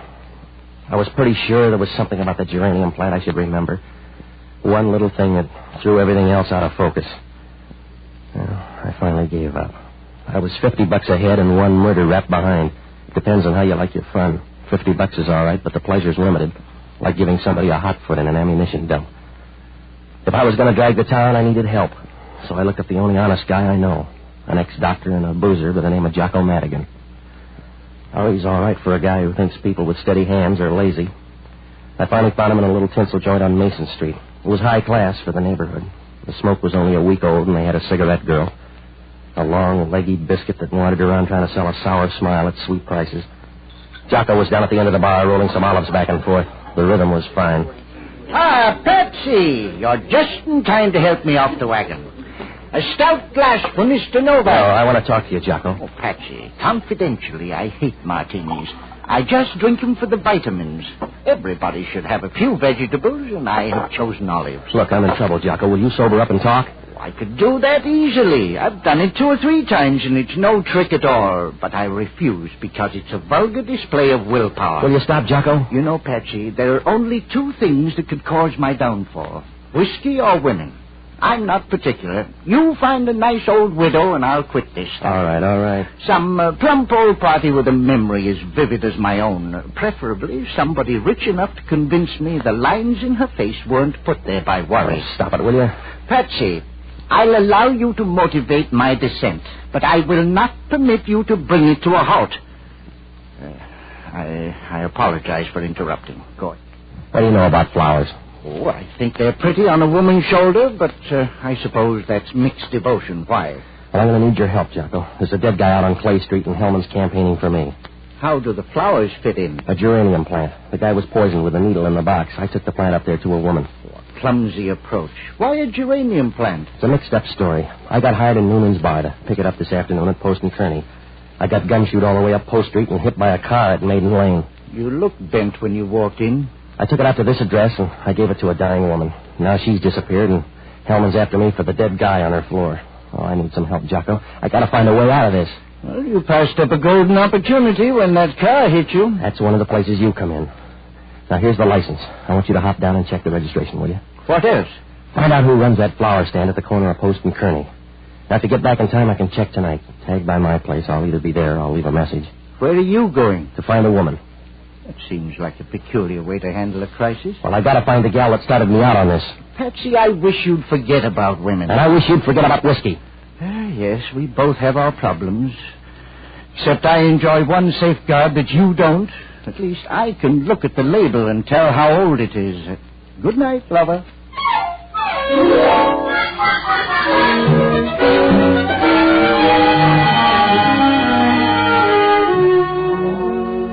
Well, I got out of there and I went by Noonan's place. I asked him if he knew the girl in there last night. He said after 45, a man forgets about a woman's face, so I checked that lead off and started on the other girl. I hit all the cab stands out near Clay Street, and I finally found a hack that picked her up. It was about 4 o'clock, he said. She had luggage and rode over to Janet Street on Telegraph Hill, but he couldn't remember the address at the best rates in town, so I checked off that one, too. From here on, it was going to be a rough ride. I didn't know where to dig. I might as well have been out looking for a stick with one end.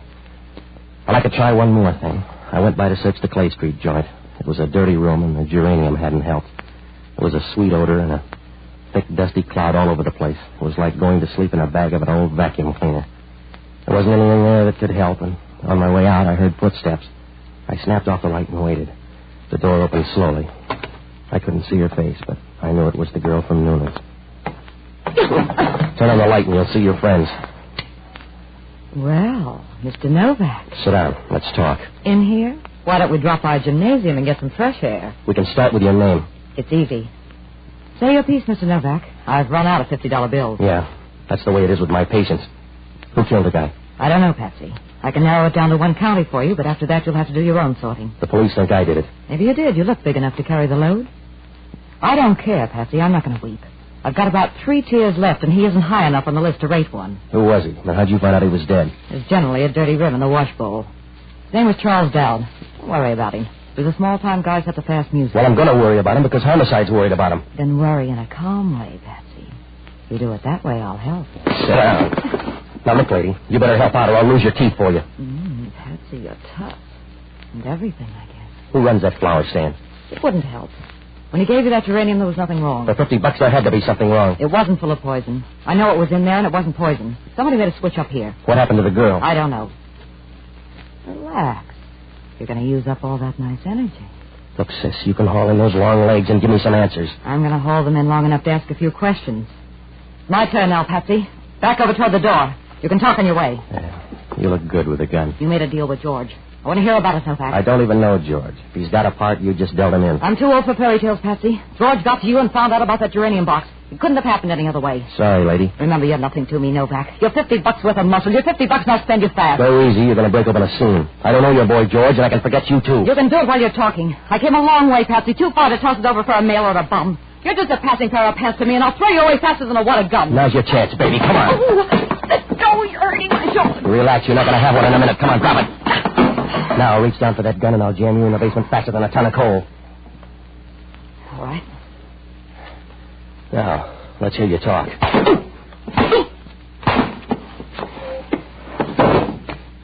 I would, Patsy, but you're not listening.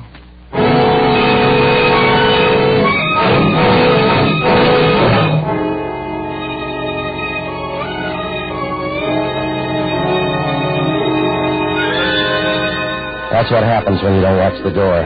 Somebody falls in love with the back of your head. I didn't even have a chance to see who hit me. I don't know what good it would have done unless you're the kind of a guy who keeps a scrapbook on those things. When I woke up, I had company. He was taking a nap, too, only his was going to last longer. It was the little guy with the cane. He tailed me right to the end. He was lying there with his mouth open and a bunch of pink gum showing as if he was trying to pick up a few bucks with a toothpaste ad.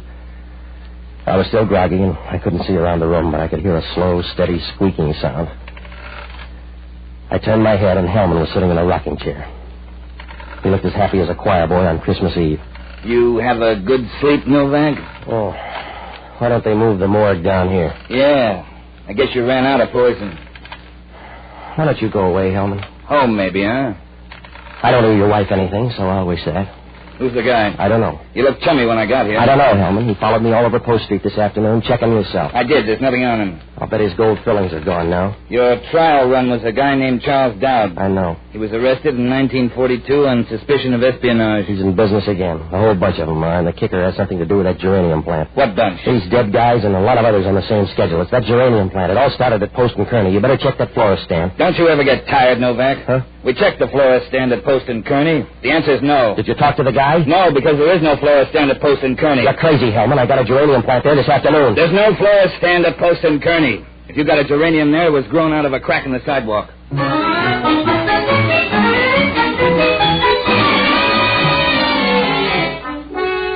I left Hellman standing there over the dead man. The little guy was looking up at Hellman with a dull, bored look like an usher in a burlesque house. I was sure now there was something about the geranium I'd missed. If I could find the string and pull it, the whole thing would unravel. The questions were piling up, and there was only one answer. Who got to that box and made a switch? Well, it was close to 11 when I got back to my apartment. Jocko was in the kitchen working on an experiment. Ah, Patsy, I'm drinking to your memory. I'm making up for cheap booze with extra sentiment. What'd you find out? You were mixed up. There is no flower stand at Kearney and Post. Now, look, I've been through all that once. It was Post and Kearney. I couldn't have made a mistake. Oh, anybody can confuse a street. It can be done easily. I once confused 2 whole suburbs. Yeah, all right. I boycotted a bar in Alameda for months before I found out they gave me the Mickey in San Carlos. Now, look, I know what I did, Jocko. Maybe the flower stand moved. Maybe it was never there before. But today it was at Post and Kearney. How about that license number? The car is registered in the name of George Langley. Who's he? He rented the murder room, and he's mixed up in a switch on that geranium plant. What kind of switch? I don't know. But whatever it was, George did it. When it left that stand, there was something else in it besides a poison needle. Everybody knew it. The girl and the little guy with a cane, probably the guy that drove that car. They switched plans? No, they changed. Yeah, I guess he could have done that too, huh? Was the man with the cane behind you when you got hit by the car? Yeah, I think you're right, Jocko. He wasn't trying to kill you. In the confusion, the man with the cane switched plants on you. Oh, Jocko, you're an angel. I'm going to do something for you someday. You already have. I charged this bottle of whiskey to you. Yeah, Novak talking. I got news for you. Mine's good, too. That poison needle plant was engineered by the little guy with a cane. We identified him.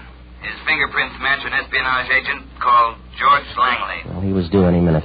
There's nothing else on him except he lived in a place up on Janet Street. So it happened that way. Huh? That's where the other geranium is, Hellman. You better get up there before they ring down the curtain. That other plant's going to draw all the boys and girls. What does that prove? Nothing, except you haven't got any business bothering a flower unless you're a bee. Well,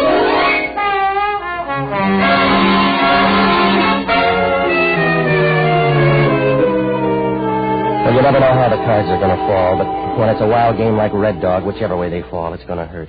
And the last card's the one that breaks your back. So when Hellman hung up, I grabbed a cab and rushed out to Janet Street. It's a little short street draped down the side of Telegraph Hill like a torn ribbon. When Hellman pulled up at the top of the hill, I met him, and we started down to George Langley's address. Hellman opened the front door, and as we started into the bedroom, we ran into a traffic jam. I'm sorry. Hello, Evie. This is Hellman from Homicide. I don't have time now, Patsy. That's all you got, baby. Grab her bag there, Hellman. Patsy, you're crazy. Open her bag, Hellman. That's what they're all after. There's the geranium over by the window. Let's have the bag, lady. You're all too grabby. I'll take it.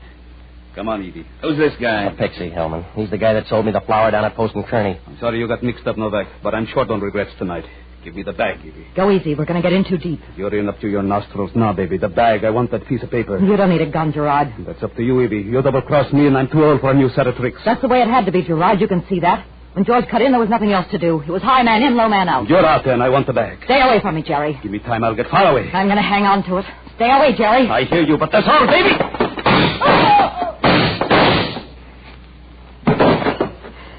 Give me a hand, Patsy. You're going to need more than that, Angel. Help me to the couch. Sure, come on. There you are. Thanks, Patsy. You didn't owe me that. I can't take it back now. How's Gerard? He bleeds big. If I wasn't so tired, I'd laugh and laugh. No, I wouldn't do that, Angel. You're going to be there in time to hear the echo. What's in the bag? A formula. One other thing, Pat. Yeah? One other thing. What'd she say? I don't know, Hellman. She took it with her. Where does that leave us? Short one girl. She's in the apartment or on her way up. Don't look too hard, Mr. Novak. How many more are there? She's the big act. How do your friends look, sweetheart? They look the way they should. Oh. They watched me get sick. They didn't do anything about it. They sat around waiting for the last ounce of blood to dry up. You better go with Hellman. Please take me when you have a chance. Take me to... No. Yeah, you're more than ready. I think they look wonderful. They let me work for years. They let me get this way. And then they sat around to listen to my heartbreak.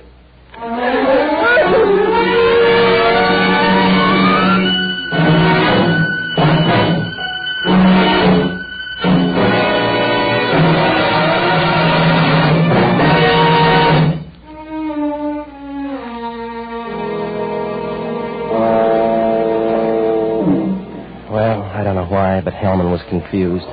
He finally got the story off the girl in a hospital bed.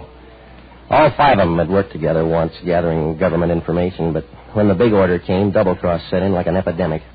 They were out after a formula. The dying girl had one half, and the other half was in that geranium plant. It came off the boat and went to that phony flower stand. Evie and Gerard were afraid to deliver it themselves, so they hired me to do it. The sick girl was in another frame. She tipped off Langley, and he worked that hit and run with Dowd, only he forgot to tell Dowd about the poison needle. When Dowd was dead, the girl checked out for Langley's place. Between them, they had the formula, but they got in the beef, so she killed him. She came back to plant a phony lead for Evie, and that's how I got sacked. Evie tumbled and headed for Langley's place. When she left, the girl planted Langley next to me in that room and then went back to watch Evie and Gerard in that overtime match. I guess she was too sick to care one way or the other. Now, Hellman asked only one question. How come five such bad people ever got together in one shuffle? I don't know, except most people are full of a lot of good and a lot of bad. The day we met them, all the bad was showing.